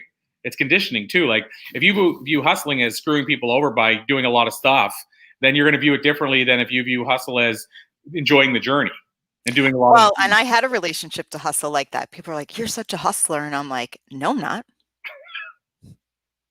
No, I'm not. Hands on my hips. No, I'm not. Because my relationship to that term was less than the version of me I wanted to be. It was like, no, I'm not a hustler. Or what's another word for hustler? Not a go-getter, because I would have been on board with that. I get go-getter too, but there's another word for hustle. I'll have to think of it. It'll pop up. So this is a side note. Go ahead. The definition for the word hustler, when Is I put it up, it says, so two things. You mentioned go-getter, so it's interesting. It said an aggressively enterprising person, a go-getter, and then right below it says a prostitute. That's what it says right there. Like that's well, I guess prostitutes are go-getters. Yeah, that's true. Or go get hims, depending on the prostitute. Right, absolutely. But I think it's funny because as far as hustle, when I think of hustle, like I think of I think of like when you watched movies back in the day, and like watch a New York movie where there's a guy in the street that's kind of going out and screwing people over and making money. Yes, that's kind of the vibe I was getting. That's what I, in all honesty, that's what I viewed the word hustle or hustler as growing up. But then all of a sudden, when they started turning it into a new action word, like the Gary Vee version of hustle, I had to embrace a different thing because so many people were saying it. I had to condition myself to see it in a new light because I realized they were saying it as a positive. That's a great example, Corey. That's a great example of having a relationship to the idea of meditation, or having a relationship to the idea of what you think success might feel like to you. Like there's different relationships that we have to different terms, like weird. I get a lot of clients, little kids, my young clients too, like talk about, well, it might sound weird, or I feel weird. And if you Google weird, the definition is supernatural. So all of a sudden now I'm having a supernatural thought. This might be a little supernatural. Like if you translated or transferred weird and used supernatural instead of every time you call yourself weird or something weird, I guarantee you your perspective's going to start to shift, and your reality will start to like become part of that. When you say weird, I'll tell you one thing that popped in my head, and then I'll just say one. I looked up the definition of hustle now instead of hustler, and it'll explain why we thought that way. But when you talk about weird and how people feel like this is going to sound weird or supernatural or what have you, I think of that. I don't know why I always think of the book title, and I'm trying to think I think it might be Chris Brogan that wrote it, but I might be wrong. But the title of the book is "The Freaks Shall Inherit the Earth." Ah, that sounds like a cool book. And he's saying the freaks, meaning like the abnormal people, the people that are the supernatural beings that are here. The people the people that somebody might say strange, but they're the people that are making cool stuff happen because they're maybe eccentric or they're doing cool things. But or maybe excuse my language, they don't give a shit what anyone else thinks. Exactly, 100%. I mean, maybe. What did Steve Jobs say? I'll have this totally wrong because I'm going by memory on it, but he said something like the outliers are the only people that will change the world, or I can't remember how he worded it, but it made me think outliers is like because they're the freaks as well. Like I forget what he said. I'll have to look that up I don't know, but I get the gist. But the hustle part, here's why we probably thought of it this way growing up or going through the motions with the word hustle. It says two things. One, obtained by forceful action or persuasion. And then below that, it says to fraud or swindle. There you go. So that's why we thought of it that way and didn't necessarily identify well with the word early on. Right, because integrity is such a huge part of who I am. Integrity is like, if there is one word that I would like to be connected with, like, oh yeah, integrity, she has integrity. And it's important to me. It's like this personal vision for who I am, because it's everything. It's our word, right? It's, be honoring our word, which means that we recognize our value, that when we show up or if we don't show up, or, in a lie. I was just having a conversation with my fiance, actually, with Elliot, and we were talking about something. And he goes, yeah, but that's different. And I'm like, if somebody says something negative about a certain party or race or religion, and it's meant differently than what they're receiving it and the reason they're saying it, it's still mean. And it's the same. It's exactly the same. Like a lie is a lie. We like try to justify it's just a white lie. I just withheld information, but I said something else that wasn't true. A lie is a lie. Being mean is being mean. Judging is judging. No matter how you try to justify it, because the other side's probably justifying it too. Well, and here, Heather, I just put this up because exactly what you were saying is what she's saying as well here. Yes, meaning and usage of words may change, but the vibration does not. Go back to the old dictionary prior to 1930. Meaning and usage of words may change, but the vibration does not. I agree to it. I think that the vibration that we connect with whatever it is could change. Like you said, like with the word hustle, you made peace with it because it's used by in a different tone now, essentially. Right. So your tone changed. Yeah, and by the way, the Steve Jobs quote, since I said it, I like to go back to things so I don't just leave them unanswered. He said, the people who are crazy enough to think they can change the world are often the only ones who will do it. Oh, I like that. So, and then we had another comment here just before we bring our guest on. Innovation comes from change from normal. Yes, George. The freak shall inherit. Sure. Yeah, so that's what makes me think of. But that's a great book title, by the way. If you want to sell a lot of books, come up with a book title like that. What? The freak shall inherit the earth. We're going to do Life is a Buffet first, Kelly and I. Okay. All right, let's bring our guest on. I've been looking forward to this almost all day. So Scott McDermott, so excited to have you here today. Scott, welcome. I know you and Elise have chatted before. Hello. Hey. So what we like to do, Scott, when we kick things off, usually is get our guests to tell everybody a little bit about themselves, so that we can then dive in a little bit further. So if you were to tell our viewers and listeners, Scott, a little bit about your backstory for those that are maybe meeting you for the first time today, what would you maybe tell them? There's so many levels we could go to. First of all, hello. I'm really excited to be here as well. Good to see you guys. It's been fun listening to you. Good to see you too, Scott. Yeah, good to see you. Probably the most poignant and relevant is I spent 13 years in architecture getting fat and sick, and then I found a solution, which was to learn how to eat well, exercise, and take care of myself instead of treating myself horribly and eating junk food all the time. I got ripped and buff, and I was like, wait a second, I don't want to do architecture anymore. I want to be a trainer. I got certified. I quit my job 2 weeks before I was an associate partner in the firm because I realized I was at the top of the ladder on the wrong building, and I left. And it took me a couple of years, but I built my own gym, and I ran my own gym for 18 years and just was living my purpose in many respects. And then I got into triathlon, and I got into Ironman. Then I got into Ultraman, which is 2.5 times longer than Ironman. And I made it to the World Championships. And my second race at the World Championships, on day 2 bike course, I was going about 70 kilometers an hour down a hill in the rain, and there was some algae on a bridge deck, and my wheel slid out, and I cartwheeled down the bridge till I stopped, and I broke all kinds of things. I shattered my shoulder, broke my arm in half. I broke 5 ribs. I busted out my knee. I broke my skull open, had a really bad brain injury. Then I spent the next 3 years clawing my way back to the World Championships again, and I made it. I finished 25th in the world. We made a documentary about it. And now the new fun chapter to that whole big holy cow is that in March with COVID, we shut down my gym of 18 years permanently. And there are some parts of that that are not what I would have chosen in a sense, but it has set me free. And that has been epically amazing. And I'm now living my passion and my dream in a different direction. Like it's the same passion, but it looks differently. So now I'm doing keynote talks and lectures, and I'm working with people. I'm working with Corey and Elise, and I'm speaking. I'm on podcasts all the time. I'm creating my own podcast room in my house to start hosting my own. And so now I'm just like, I'm bananas in a different direction. That's as short as I can make that. I love it. There's so much to unpack there, Scott. And I love one of the things you said, and I think I saw Lise looks from Mind Seeds. I think I might have saw her eyes light up when you said that part was, and I've heard the analogy before, but I love that you said it the way you did, that you were at the very top of the ladder, but it was leaned up against the wrong building or wrong house. Yeah. And was I right, Elise, that you perked up for that? Yeah, that's definitely a mind seed, is to recognize, like, where am I right now? And how do I feel here? Yeah. Like, is it the idea of it, or is it the it? Yeah. Yeah, and it's, what do you want to achieve? What's your goal? Where do you want to end up? And is this the right vehicle for that? Because it might be the wrong. Like, I was talking on a podcast yesterday, and I made an analogy that I've always found to be very powerful.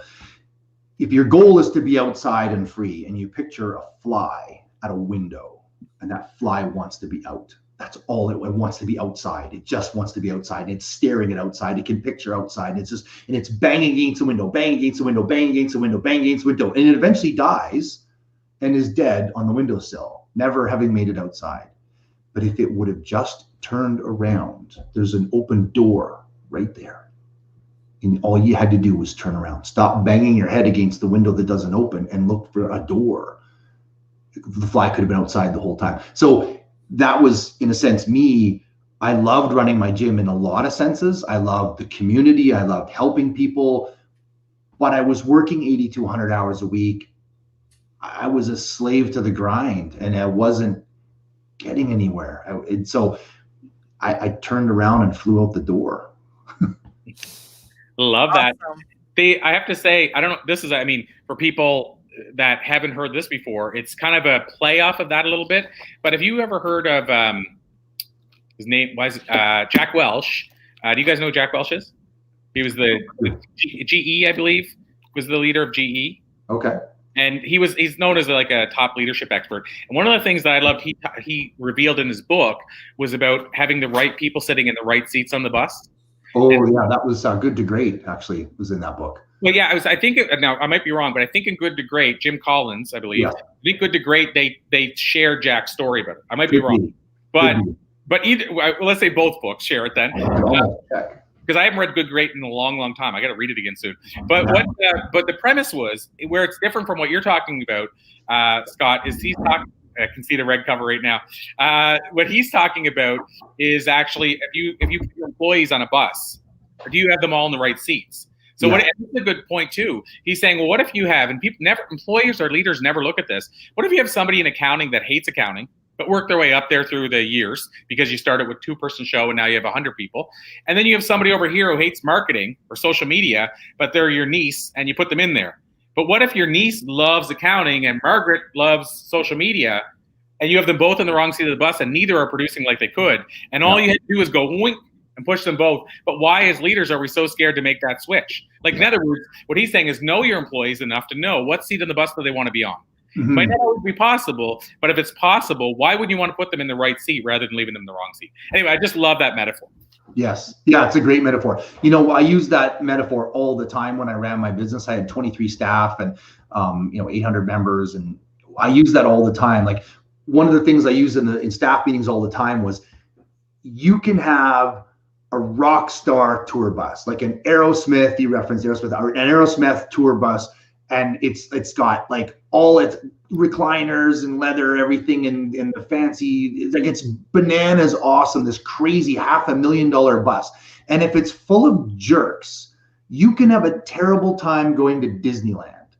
By contrast, you can have an old beat up yellow school bus, rusty, barely runs, but if it's full of awesome people, you can have fun going to the dump. And that's the thing. It's get the right people on the bus and in the right seats. But yeah, like if you've got a great team, it doesn't matter what's going on externally. You're going to have a great time. You're going to figure it out. It's funny that you say that, Scott, because my friends or those who know me, they always joke. They're like, you know what, if you're going to like the supermarket, it's a road trip for you. Because I'm always like, you never know who you're going to meet. It's a state of mind. It's like, I'm excited to go to the store because I don't know who knows who I'm going to meet. I'm going to have some miracle's going to happen. Some interaction that I haven't expected can happen. And that's a great mindset, right? Like if you think about it right now, like think about that you're in Italy right now instead of where are you in Canada? Canada, yeah, just by Calgary. Okay, so pick a country, another country. I would do this too. I would just pick a country and pretend I'm walking down the street in that country and everything shifted within me. It was a different vibe. It was a different energy. It was a different feeling. We could do this right now. Any second is to shift that perspective of where we think we are. And it reminds me of that. Yeah. Well, I love that. It's everything. Expect miracles. Well, Shelly and I, one of the things we talk about all the time, you'll see us sometimes post on Facebook that I have the best seatmate. But what we said all along is it's not about the car. It's not even about the seat. It's about the seatmate sitting next to you. Mm-hmm. And so her and I want to be on the journey together as seatmates, regardless of what that car looks like. Yeah. And to your point, though, Scott, that's how I feel about the idea of doesn't matter what the bus is, it's who's on the bus. Doesn't matter what the bus looks like or how it's built. And I feel like this still comes back, and I don't know if you've noticed, Elise, because you've been on this with me so much on these virtual events, but it always seems to come back to the theme of enjoy the journey. Mm-hmm.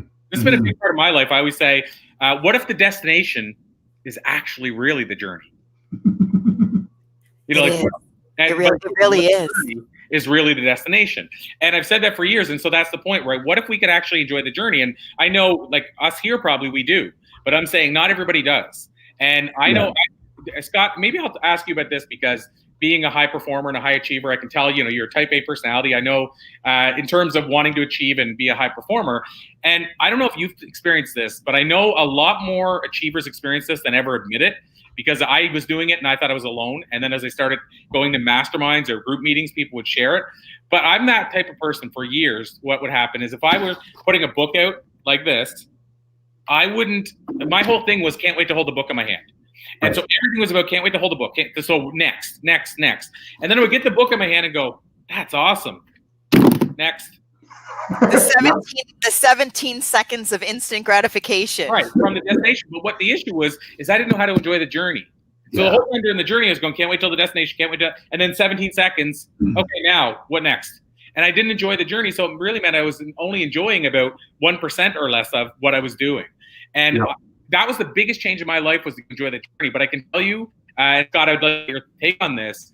There's way more influencers and thought leaders that we look up to, maybe even in some cases, than we realize, that never enjoy the journey and only want that payoff. But the payoff never feels to them like they thought. I have a friend who, and I won't go into too much detail because I don't want to reveal who it is, but somebody in her life has bought 4 planes, everyone bigger than the last, because that person thought, well, the plane's not big enough. That's why I'm not happy yet. I got to buy the next plane. Oh, well, that could make me happy. I guess the plane's not big enough. And the point I'm getting at is with a lot of influencers, we're looking for that big payoff that's eventually going to come that never seems to. So, Scott, I'll throw it to you. Ties into that question that you asked about success. Mm-hmm. Well, we were talking about success. It's 100% true. And you have to enjoy where you are. Like, you're not going to be happy when you get this or there. You're going to be happy the whole time. And that's the goal. And it's funny, like, in the journey that I've had, even just through triathlon, there have been a lot of triathlons where I was so fixated on the finish line or the time I was going to hit when I cross. Like, I'm going to do an Ironman, I'm going to do a sub 11 hours, I'm going to do a sub 10 hours, I'm going to do, and I was so fixated on that goal that you have to remember to enjoy the process too. And it's like, I'll enjoy the race. Well, what about all the training? Like, to train for an Ultraman, the race is 27 to 32 hours long, but the training, I would train 8,000 kilometers that year to get to that race. And you need to enjoy that too, because the race is over in a heartbeat. Then you get a little medal and you get a t-shirt and it's done now. And you could be left with that hollow feeling. It's important to remember to enjoy that journey. And that was probably one of the most profound differences when I look at my mindset in 2015 when I was racing the world champs, and I was pushing to make top 5.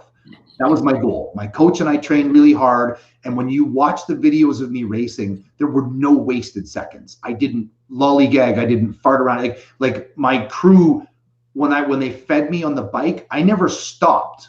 Maybe a couple times, but I didn't stop. They ran to hand me a water or hand me a snack or put sunscreen on while I was still cycling. I slowed down, but I didn't stop. And it was go, go, go, go, go, go, go, go, go. And you say, well, what do you remember about that race? Now, I had brain injury, it's part of it, but what do you remember? And it's like, not much. But when I went back in 2018 after the brain injury and the crash and all the years of physio and all the fight to get back there, man, I stopped and said hi to my crew every time. Like I was slower and I wasted a bunch of time, whatever, but I stopped. And when I saw my family, I stopped, I got off my bike, I gave my son a hug, I said hello to my wife, I gave her a gross, sweaty kiss, got back on the bike and carried on. And I looked around like you're in Kona, Hawaii. You're passing waterfalls and epic vistas of the ocean 300 feet down a cliff, and there's all this amazing stuff. And I looked at it for the first time. I looked around and I enjoyed the whole process deeply. It was a very different experience. It's funny that you shared that, because I was going to ask you what state of mindset were you in the first time when this unfolded? When I used to race, And most high level athletes are like this. We're broken.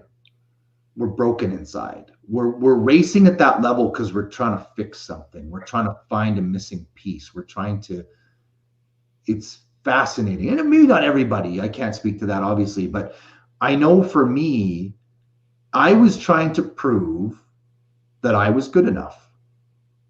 The whole time I was trying to, well, if I can be top 5, then I'll be good enough.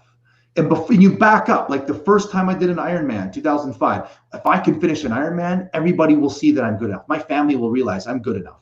And then I crossed the little boy in you that's still vying for approval. Still looking for approval, 100%. And it's the younger version of us usually that's like, yeah, still waiting for the parents or the whatever to just let us know what. Yeah, it's the whole thing. Good boy. Yeah. Do you know what happened after I finished my first Ironman in 2005? Accomplished a miracle. Trained for an Ironman. I had trained for a half Ironman for a year, and then I was 8th in my age group, and I got a qualifier spot to Ironman Canada 5 weeks later. And I doubled all my distances, and I accomplished a miracle. And I crossed the finish line 11:57. It was amazing. Do you know what my family said? What? Nothing. They didn't notice. They didn't notice. They didn't realize I had done that. Like, and then at Christmas time, I was like, "Hey, did you ever run this summer or something?" Yeah, I had a run or something. And it's not about that. Like, you have to realize it's not in there. They don't get it. They never will. It's not about that. It has to be for you. But I kept doing that, and I was like, "Well, then I'll race harder." And then I joined Team Canada, and I went to the World Championships in Holland, and they didn't notice. And then I went to Australia, and they didn't notice. And then I was like, I did Ultraman 2.5 times longer than Ironman. And I was 6th in Canada, 6th overall at Ultraman Canada, 6th overall. It's incredible. I was 20 minutes from second place. They didn't notice. And I qualified for the World Championships and went to the World Championships. And I was 21st in the world. And they didn't notice. I was 21st in the world in November, and I went home for Christmas in December. And after 6 days, not a single person had asked about the World Championships. My wife actually finally brought it up.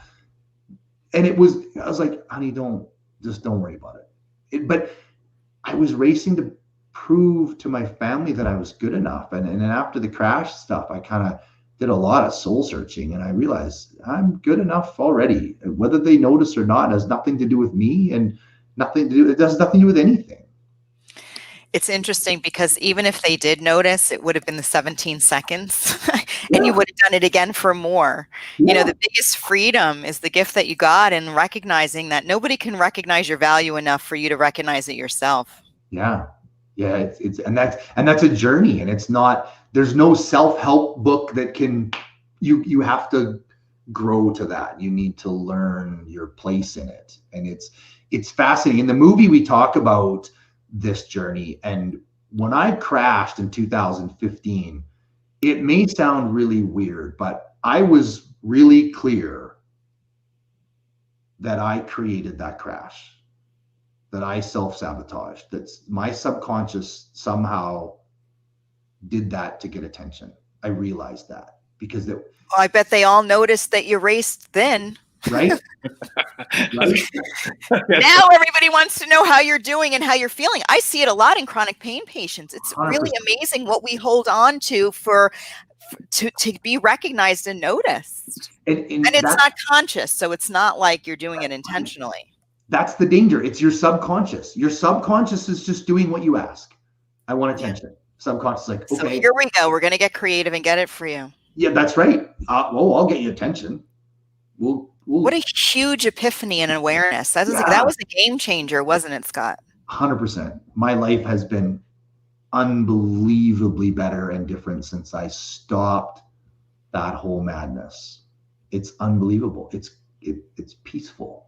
I'm not trying to fix, I'm not broken. Like, it's like, you don't need to keep hammering after something that's just not even real. You just let it go. It doesn't matter. And it's fascinating. Mm-hmm. It's fascinating. It's awesome. Once you realize that nobody can love you enough for you to love yourself, that's a relief. That means I don't have to love somebody enough to help. Hopefully they'll love themselves. Like, we put the pressure on ourselves in the reverse as well. We try to make people happy. We try to, give them what we think that they need. And it's not, we can't give enough for somebody who doesn't feel enough. Yeah, I know. Like, I think T. Harv Eker said it. He says, other people's opinion of you is none of your business. Totally. I use it all the time. I'm like, you hear me, Corey. I'm like, so what? Who cares what you think anyone else is doing? And you know what people think of you? It's their perspective. Nothing at all. Probably they don't think of you. They don't think of you that much. They don't. You think they do. You don't come up unless you're right in front of them. Then of course they think, "Oh, you're really nice. Oh, at least you're great." Or they're a gossiper, like an avid gossiper. Sure, okay. So yeah, there's those people. But by and large, you know what people think of you? They don't. You don't come up. They're thinking about themselves. They're trying to manage their own everything. They don't. It's a lot to manage our own everything. Yeah, that's your everything. They don't have time to. It's funny. I was in the pool training once, and I was swimming along, and my coach had me on. I think I was doing 90 by 100 threshold repeats on 10-second recovery or something like that. And so basically, I'd hammer there and back twice, and then rest 10 seconds, and there and back twice, and rest 10 seconds. And I'm doing this over and over again. And I was in my rest period, and I could hear the lady in the lane beside me talking to her friend in the lane with her and going, "Oh, that guy's such a jerk. He keeps racing me all the time. Like, why does he stop?" And I was like, my rest period was over. I went back to swimming, but I thought to myself, I'm really sorry, lady. This has nothing to, I'm not even aware of you. I'm not racing you. I'm racing this thing on my wrist that says I have to go. This has nothing to do with you. But she's all like, "Well, you guy keeps racing me." I'm not racing you. It's, I have to add this.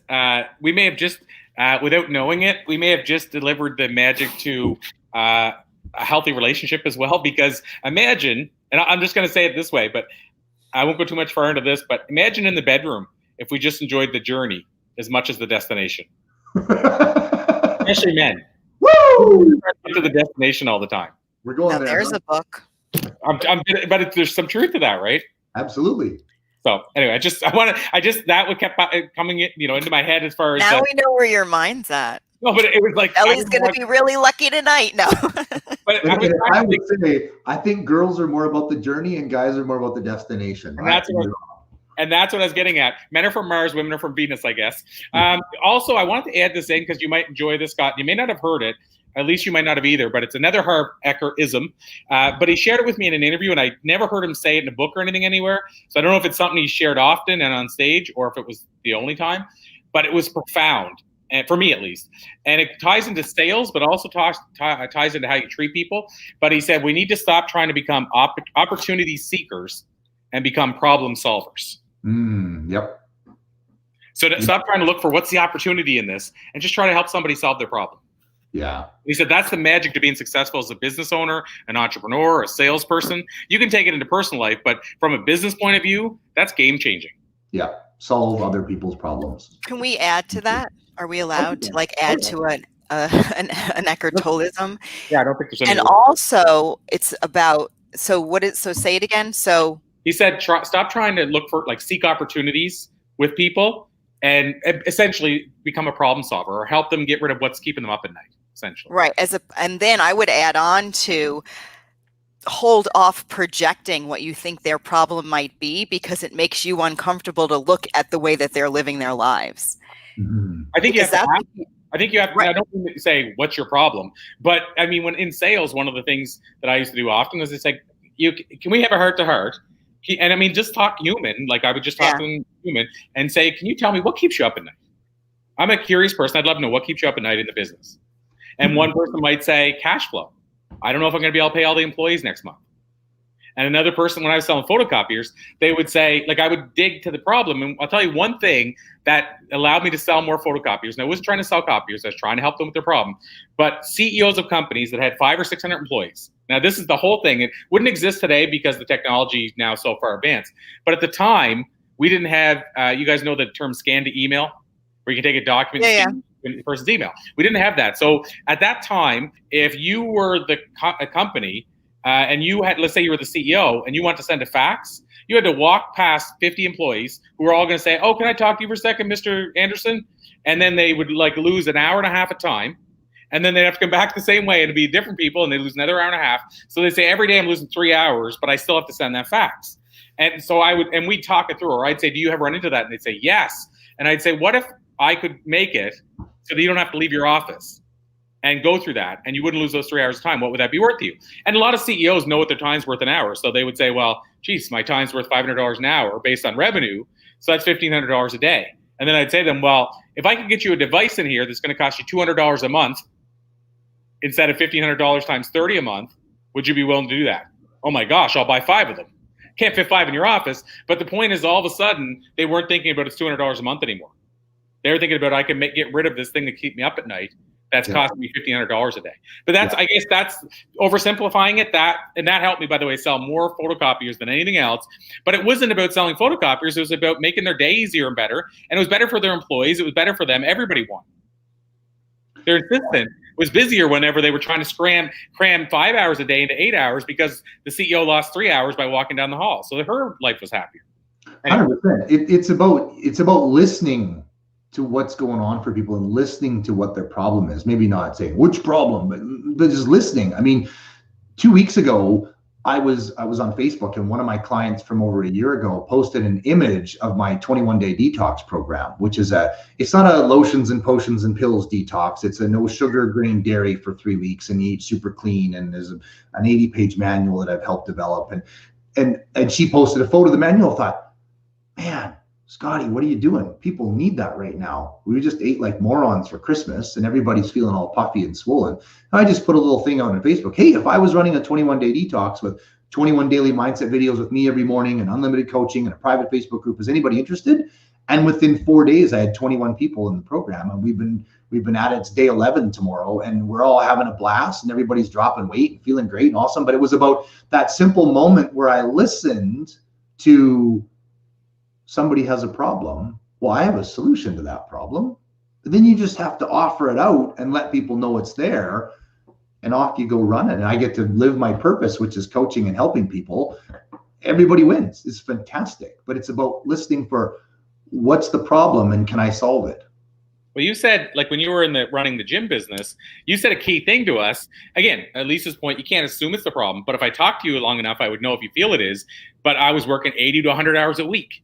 I mean, for some people, that's the issue. They enjoy what they're doing, but they can't do it without putting in 80 to 100 hours to keep the business afloat or what have you. So the issue is I need to get my time back. Maybe that's the problem. But yeah, I think it's just such a powerful thing if you can help solve somebody's problem versus the whole thing is it goes back to hustle. That word hustle we were saying earlier. The opportunity seeker is the hustler. And I mean the old term we didn't like on it. It's like, oh, where can I find an opportunity to get some money from this? Like if you're going to a person saying, what's the opportunity for me to sell them something to make money? That's a totally different thing than saying, talking to the person and figuring out what their problem is and saying, you know what, I have a solution for that. Mm-hmm. And it's funny, when you guys were talking, I was just laughing because to me, growing up in the 80s, Hustler was a magazine I wasn't allowed to read. That's there's a definition for that. Too, yeah, right? We read it. I heard you talking about it. But yeah, I'm with you. I'm in alignment. Like to me, hustle means I'm after it. Hustle means I'm going. I'm developing things. I'm building things. Like, right now I'm doing a podcast, several a week. Being interviewed. I'm doing keynote lectures more and more and more with your help, Corey, as my speaker coach. I'm building a podcast room. Like I'm hustling. I'm not sitting still. I'm building a brand new life that's fantastic. And I get to design it. I get to go, okay, what problem can I solve for the world? How can I help more people faster? And you know what, Scott? By the way, this is on air, but I'm saying remind me when you mention that in the podcast. I get a bunch of podcasters I can introduce you to get you on some shows. So let's talk about that off air. But I guess then, as far as this part of your life, this part of your journey, we're talking about challenges and talking about successes. I'm just curious more than anything, because being a speaker myself for so many years, I know there's always challenges and there's always opportunities, as we said the word, and successes. But what is so far do you think has been the hardest part and then the most rewarding part? Of speaking in front of audiences and sharing your message on podcasts? Wow, that's a great question. I miss speaking in person. I do. There's a whole different energy to speaking in person. I can read the crowd. I can read the faces. I can read the mood. I can shift the energy by shifting my energy. That's so much harder on Zoom. Like, I love that we have Zoom. Thank goodness we do. I've been using Zoom for a couple of years because we used to use it for our staff meetings because not everybody could always attend in person. But I did nutrition talks. I do a nutrition and fitness talk for the high school. I've been doing that for 18 years. And so they bring me in each semester and I go through 3 different classes in the CALM class, career and life management. And normally it's in person. And what I loved about it is the teachers know me enough to be a pretty dynamic speaker. So they would put me in at any, like the ignorant times, like Friday morning, 8:30 a.m. before a long weekend, or Tuesday morning, 8:30 a.m. after a long weekend, because they know I'm going to bring it. I'm going to bring big energy. I'm going to ask powerful questions. I'm going to engage the kids. And I love that. And that was how I was so clear after the gym went. It's like, well, what do you want to do with your life? I want to do that. I love doing that. So, but 2 weeks ago, I did a Zoom class, or it was actually Google Classrooms, doesn't matter, for the high school. And yeah, there's 23, 25 odd kids on the line, and 3 of them had their camera on. The other ones were just images that they chose, like a cat or a dog or a character or whatever, just images. And I would say, okay, this is what I want you to do. I want you to type a Y for yes or an N for no if this is true for you. And I would make a statement, and then nothing. And then one kid would say yes, and another kid would say yes, and then that was it. Out of 20. And I swear, half of them logged in because they have to log in to get their credits, and then they just go back to bed, or they go watch TV or something, because it was like there was nobody there. That is so hard as a presenter. You have to just imagine everybody's listening and everybody's engaged, even though they're not responding, and power on. And I feel so bad for teachers. Our kids are back in school again in Alberta, and thank goodness, because I feel so bad for teachers trying to teach to empty silence.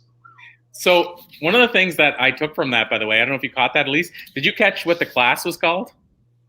Career and life management. Cal or something? CALM. Career and life management. Yeah.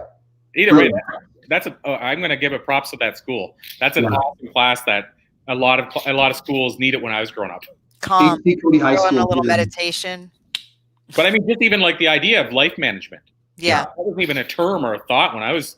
I mean, I always said they should have taught us how to find our passion in school. Imagine what that class would look like. Yeah. So that's here at HJ Cody High School in Sylvan Lake, Alberta. Career and life management. It's phenomenal. They bring in people from all around town to do, like they brought in an accountant to talk about debt and credit cards and what that means and how that's damaging. They bring in somebody like me to talk about nutrition, real world nutrition and fitness. And, you know, I love it. I do a whole piece around the dangers of vaping and why you want to, why you like it, but also what you need to be aware of. And I talk about energy drinks, and I talk about real things that maybe the teachers don't quite have the permission to talk about. But as an outside expert, I can go full on. I use real data and real research and stuff, but it's a wonderful gift that I get to be able to do. So now at the other side, I mean, that might have answered it, but the other side was the most rewarding part about being a speaker. I mean, did you just answer that way, or is there? Yeah, making a difference. It's so rewarding being a speaker in so many different ways.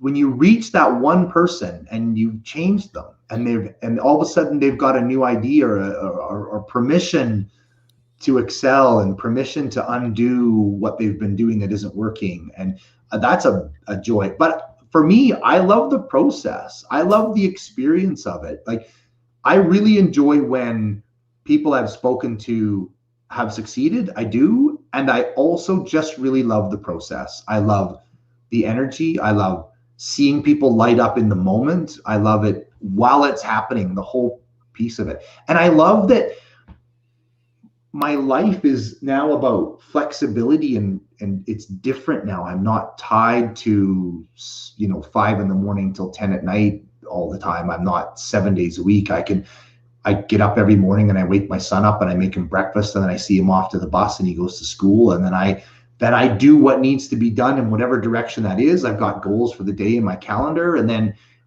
he comes home from the bus and I'm here. I love the flexibility of this life, of being a speaker and having more flexibility. And you're right, Corey, there's times when, yeah, you're going to be out of town, you're going to be away, and that does exist. And there's sometimes, like I did a podcast interview last night at supper time, so I wasn't there for supper. And, there are always sacrifices, of course, but I love that I get to make an impact on more people at once, and I get to really just live my gift without all the plunging toilets and fixing a broken treadmill and dealing with the staff who is a poopy pants and really needs to be fired. But I don't like firing people. Can I help you? But no, you can't help them. You really need to fire them because they're making everybody else's life miserable. I don't miss all that. I really don't. I love it. Well, and at least I want to let you jump in with your penultimate, what do they call it? Penultimate question? Penultimate, what's that word? Your question that you ask every time. But before we go there, this just popped into my head. I don't know why, but the Rock, you guys know who the Rock is? Actor, wrestler. Yeah, Dwayne Johnson. So he talked about, or not talked about, he's coming out with an energy drink. And I want to make it clear, we're none of us are perfect, so I'm not saying this is a negative. I don't judgment on anybody, but because I drank energy drinks for about 2 years, and I recognized once I was done, it was not a good path, meaning like it was just like, anyway, that's a whole nother story. But the point is, the Rock's, I think that the tagline I saw, it wasn't him, but somebody promoting it said, finally an energy drink that's good for you. And my thinking was, but wouldn't a better energy drink be to not drink energy drinks? Like, why are we always trying to make everything good for us? Like, what is it called? Meatless. Like all the restaurants now are saying like meatless, whatever. And we start to read and learn that some of the stuff they're putting in there is worse than the meat was in the first place. By a long shot. Now we're constantly trying to market and say the one that's good for you, but really the better one's probably not to be into it at all. Like a hamburger, a ground beef hamburger has one ingredient, beef, and a meatless one has 22 or 30 ingredients that are not good for you at all. That's a whole other thing. But the thing about energy drinks that I try to teach the kids that they have to appreciate is energy drink is a stimulant. Let me ask you a question. Does an energy drink give you energy? Are you asking me this question? Yeah. I think, I might be wrong, but I think it's like caffeine where it gives you energy, but then you drop lower later, but I don't know. I'm going to flip the script on you, and I want you to hear the question again. Does an energy drink give you energy? No. No. It makes you release stored energy. It stimulates your adrenal gland to release norepinephrine and put you in fight or flight. It basically smacks your adrenal gland, give me some energy. And it does. But what if you're exhausted? And so you just, I'm so tired, but I got to get through this meeting. I only had 4 hours sleep. And again, I've got, and you slam a Red Bull and you've got your adrenaline gland, your adrenal gland gives you what it's got for as long as it can. It squirts out a little norepinephrine. You've got a little bit of a burst and you're good for half an hour, and then you're just cratered because you're asking your body to give you what it doesn't have. Like, for crying out loud, take the foot off the gas and have a nap. Like, you have to take care of yourself. An energy drink is a stimulant. It gives you wings. It gives, temporarily. 17 seconds. The Red Bull advertising, it gives you wings, right? Yeah. If you are well rested, if you're well rested and well fed, and you drink a Red Bull, you should be able to inspect the ceiling tiles, like for how many dots there are and what depth each one is. You should be flying. And there are people like, I have a couple energy drinks a day. They don't do anything for me. That's a problem. No, you're right. That's not good. I've taken maybe 3 sips total, and I think I had a cocktail with a Red Bull in it and Jaeger, which was a huge mistake and will never happen again many years ago. Now you're an idiot and you're wide awake. Well, no, I was not good. But anyway, it wanted out right away. As soon as it went in, it was coming out. However, I first of all don't drink energy drinks, but I could take a sip and my heart's pounding. Like, one sip puts me over the edge physically. Yeah. And first of all, I think they taste horrible, and it's not my cup of tea, so to speak. But I'm super sensitive to anything like that. Even those the 5 hour energy. Yeah, I multiple can billion smell dollars. it, and I'm like, Yeah. my heart's racing. And here's the challenge. Like, I have a personal philosophy that nothing is good or bad. No food is good or bad. It's I agree. appropriate. It's what resonates with you. It's appropriate or inappropriate for your goals in your body, right? Everything once in a while, right? Everything in moderation, especially moderation. That's my deal. So energy drinks aren't bad, but if you're using an energy drink as a sleep replacement, that's a problem. If you're using an energy drink because you're not feeding yourself and you have no energy because you've got no fuel in the tank and you're forcing it with an energy drink, that's a problem. I love that philosophy, Scott. Yeah, everything has its place. One of the things people are shocked to know about me, like, because I'm a pretty high performance athlete when I'm racing, and my nutrition I care about, and I eat all the good things, and all that kind of stuff. But one of my primary fuel sources when I'm racing in the Ultraman, so the Ultraman is a 10-kilometer swim followed by a 140-kilometer bike on day one. Then day two is a 275-kilometer bike, and day three is an 84.5K double marathon. And most of day two, I was tired at the start of day one. So yeah, me too. But you keep going. But for most of day two and almost all of day three on the double marathon, my primary fuel intake is Coca-Cola. And you're like, wait, what? Because I never drink pop. I never drink Coca-Cola, ever. But when I'm racing, because Coca-Cola has caffeine, it's got the same acidic level, the same acid as stomach acid, and it's got glucose, the simplest form of sugar, which converts the fastest to energy. So in a race, Coke is rocket fuel. On a daily life all the time, Coke will kill you. It's toxic.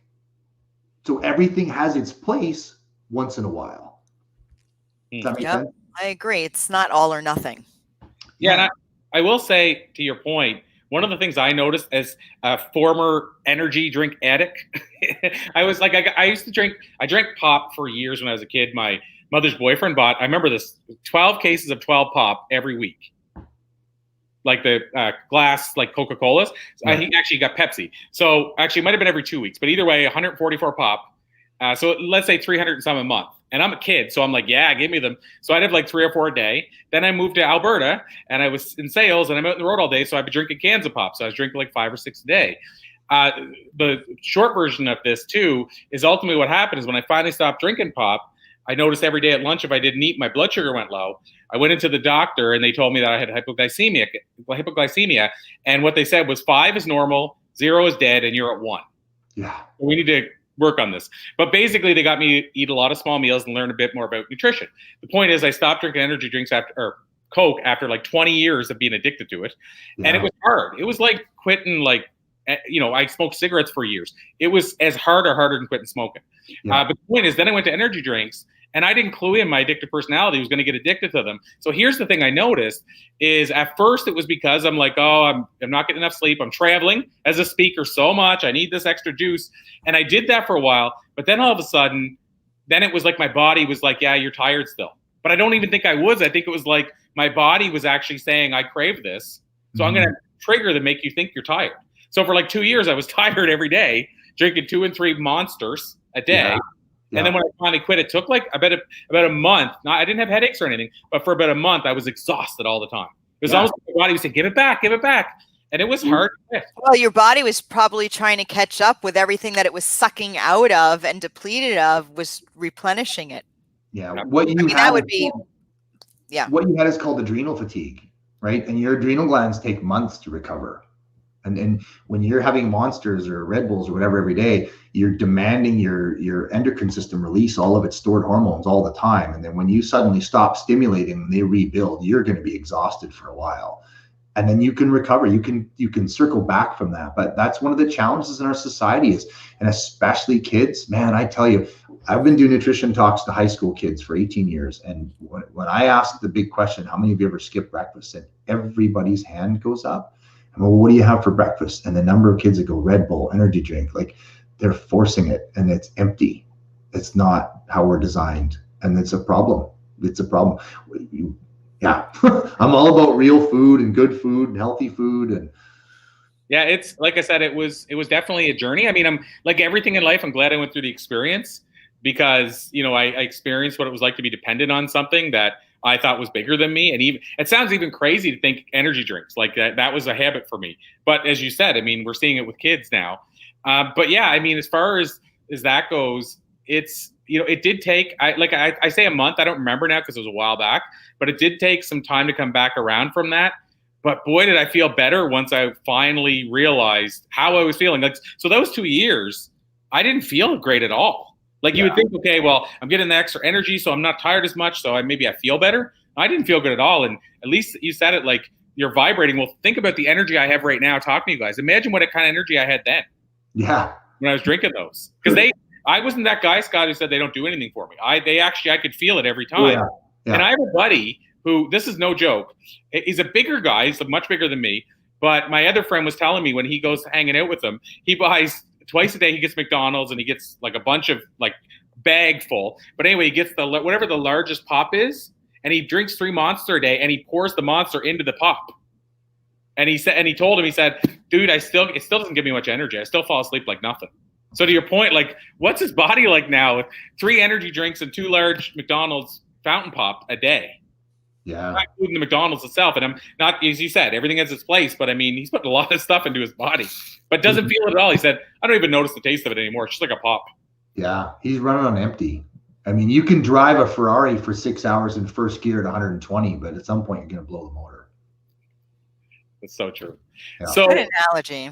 100%. So Elise, I want to hand it over to you. I know we got to wind down. We're not really over because we started about 5 minutes into, but I wanted to just see if you wanted to ask Scott I'm still going to learn that word. Penulta. There's a word there that's sticking on my tongue. But the question that you ask every time. Oh, about the mind seeds. Yeah. So, but I do want to say something. I noticed your Kermit in the back. I remember that he visited us on a Flip Your Script Friday. That's a talent that you don't share with everyone, huh?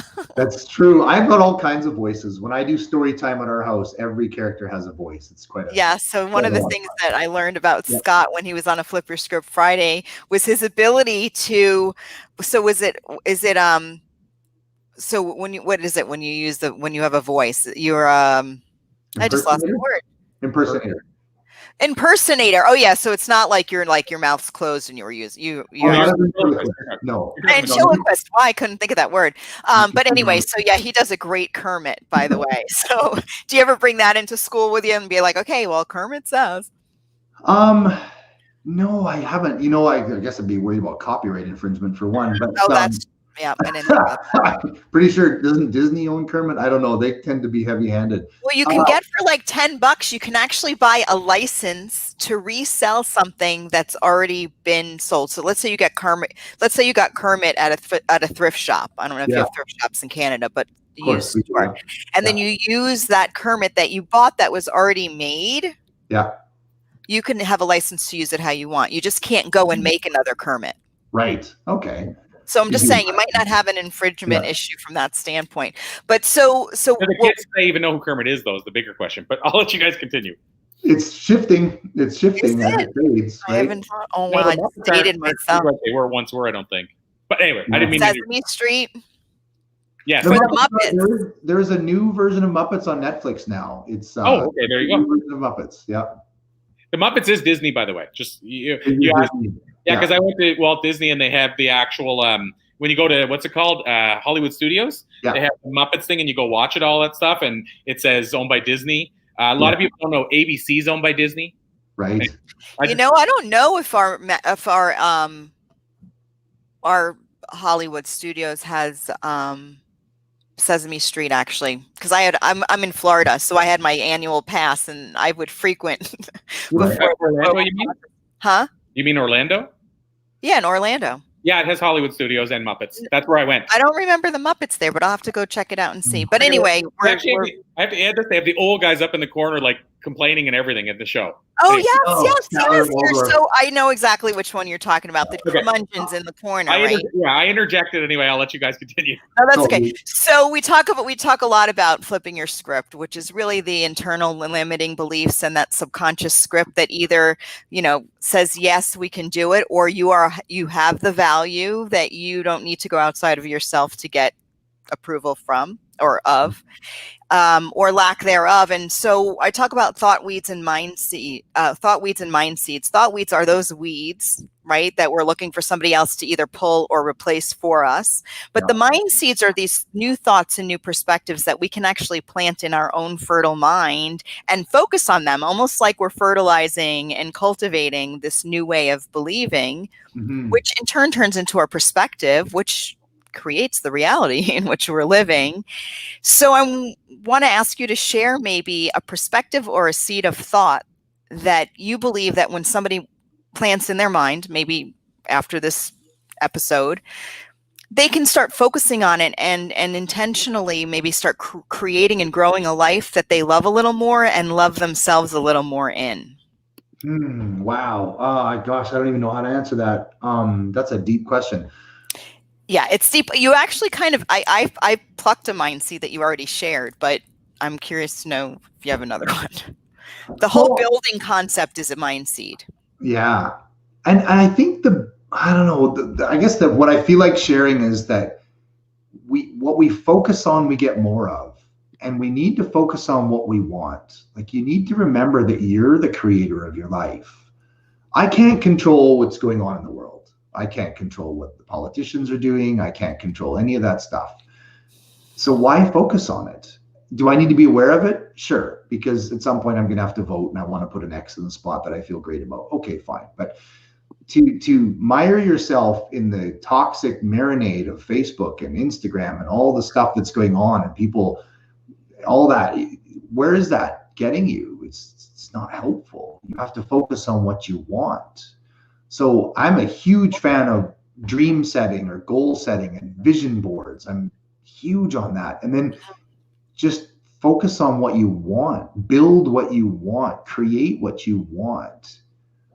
You have to spend your energy on that direction, because if you spend your energy on garbage that's broken that you can't fix, it's toxic and it's not getting you anywhere. I'm not sure if that's where you want me to head. You know what? Actually, it's like, wow, did you go on my website and read all that? Like, we're totally in alignment, because really it's the seeds of thought and focus that we sow grow.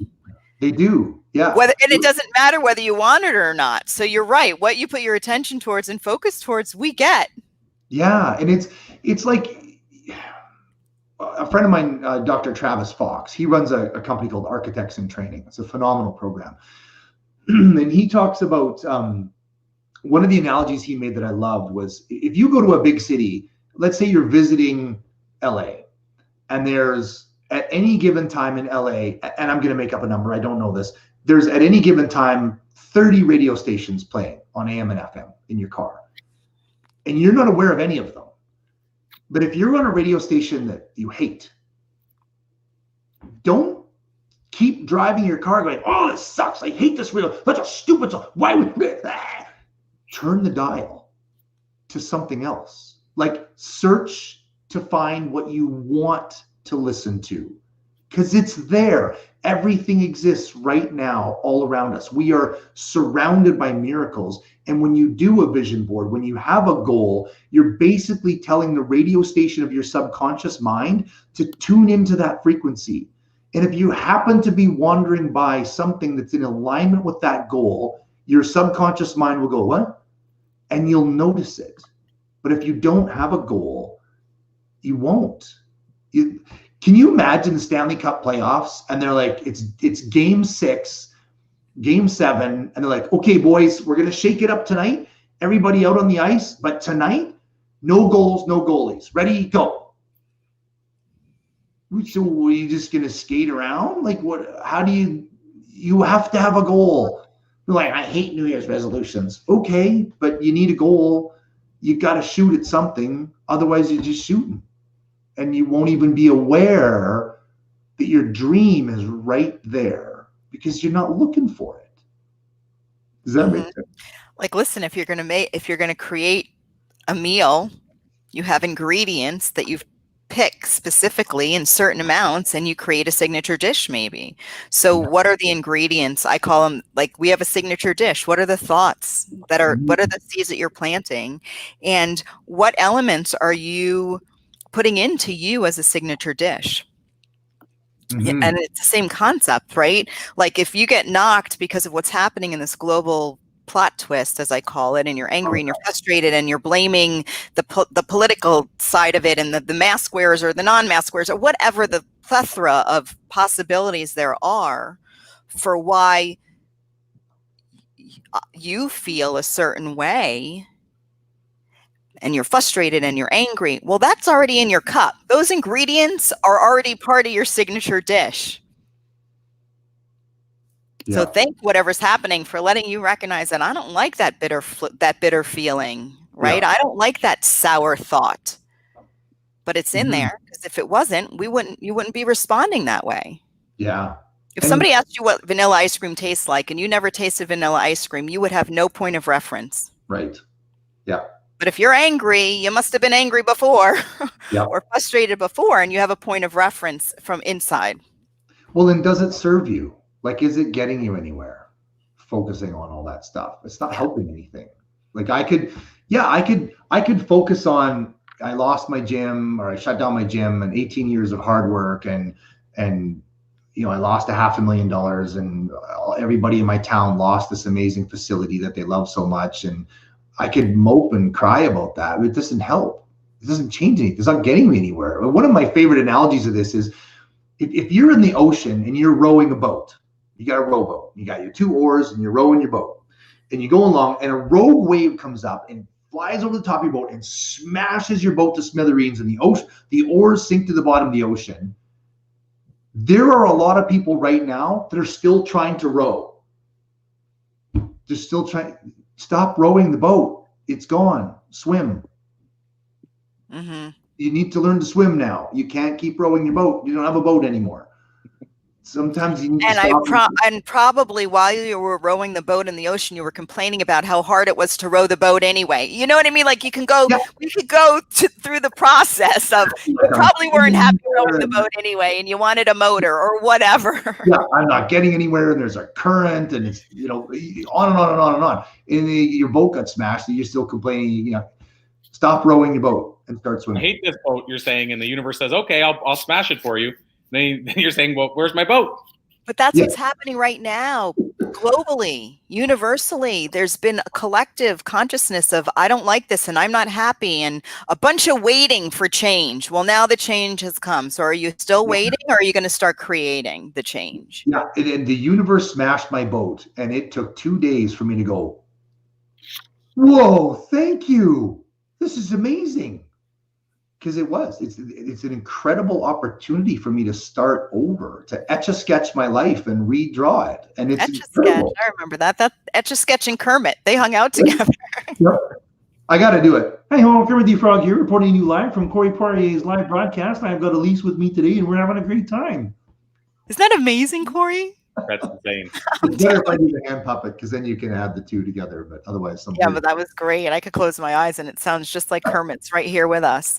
Yeah. Scott, again, it's been a huge pleasure. I feel like we hung out a few times already. It was one of Flip Your Script Friday, but we met at another event. Was it Amplify Your Message, maybe? I think it might have been. Yeah, I know for sure we've done one talk for sure that was a lot more kind of structured. This was a fun free flow, but yeah, I feel like we've met a few times. Freestyling, baby, freestyle. Yeah. Corey sometimes he'll rein us in with I was on your website and I have a question for you from the site. And I'm like, oh, I should have gone on the site again, but that's Corey's department. Yeah. I hope it's valuable. I mixed it up. Oh no, this has been, super valuable. Honestly, so much of this, I think if a person's listening and they're not inspired, the best way I can say is they need to go back and listen again.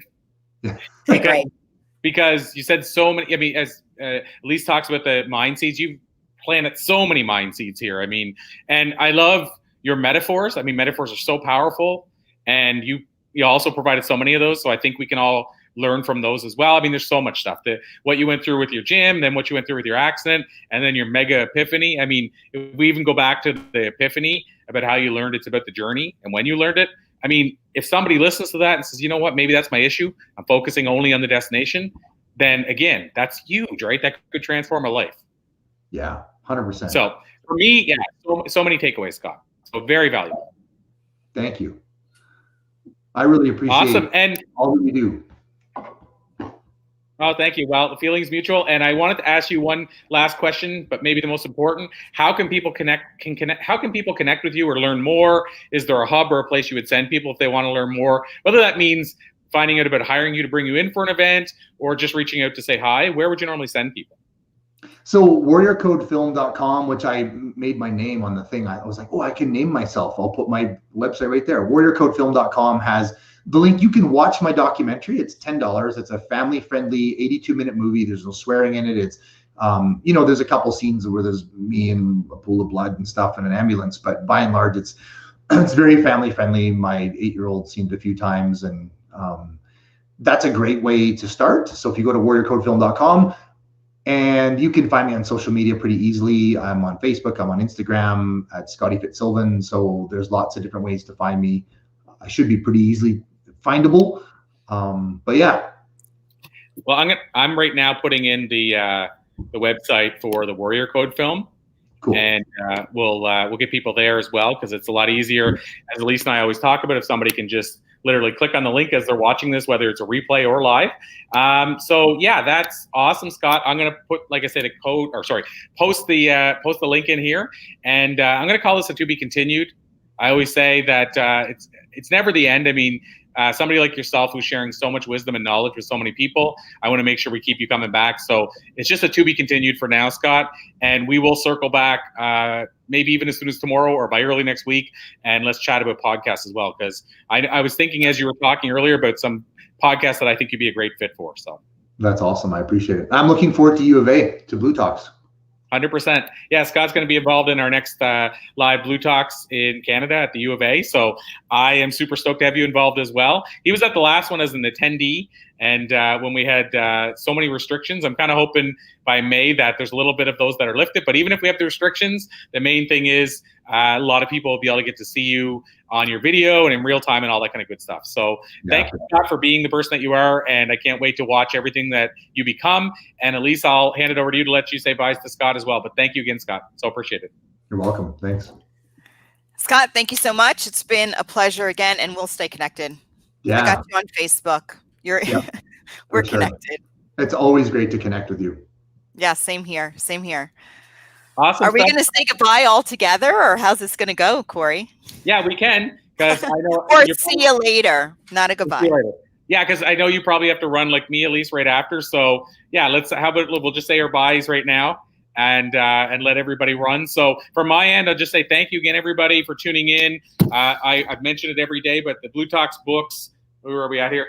bLU Talks books. The latest two are out. Scott, I think, got yours in the mail. Yes, and Scott is going to be in the next two books. So I'm super stoked about that. So check out the book if you want at, I'll say on Amazon.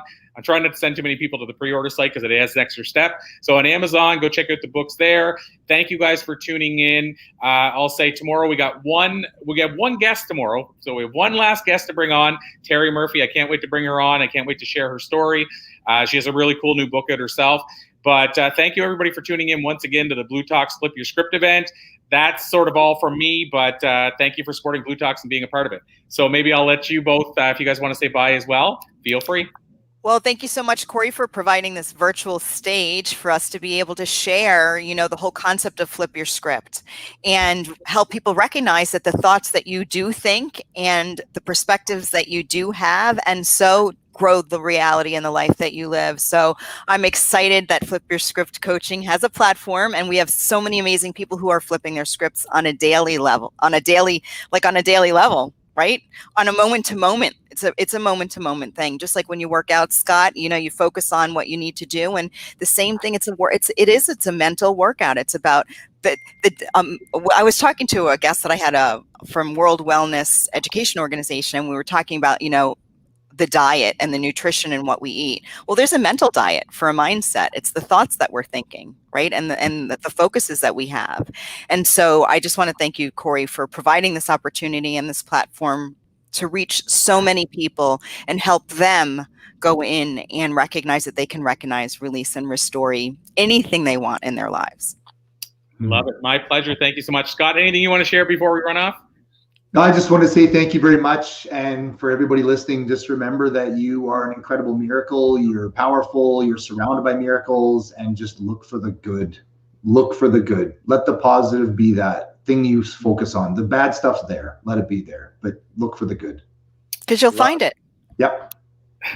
100%. Great parting words. Thank you so much, everybody. Thank you, Elise. Thank you, Scott. I'll see you back here tomorrow, Elise. And until then, enjoy your day, everybody. Enjoy your evening. Thanks, everyone.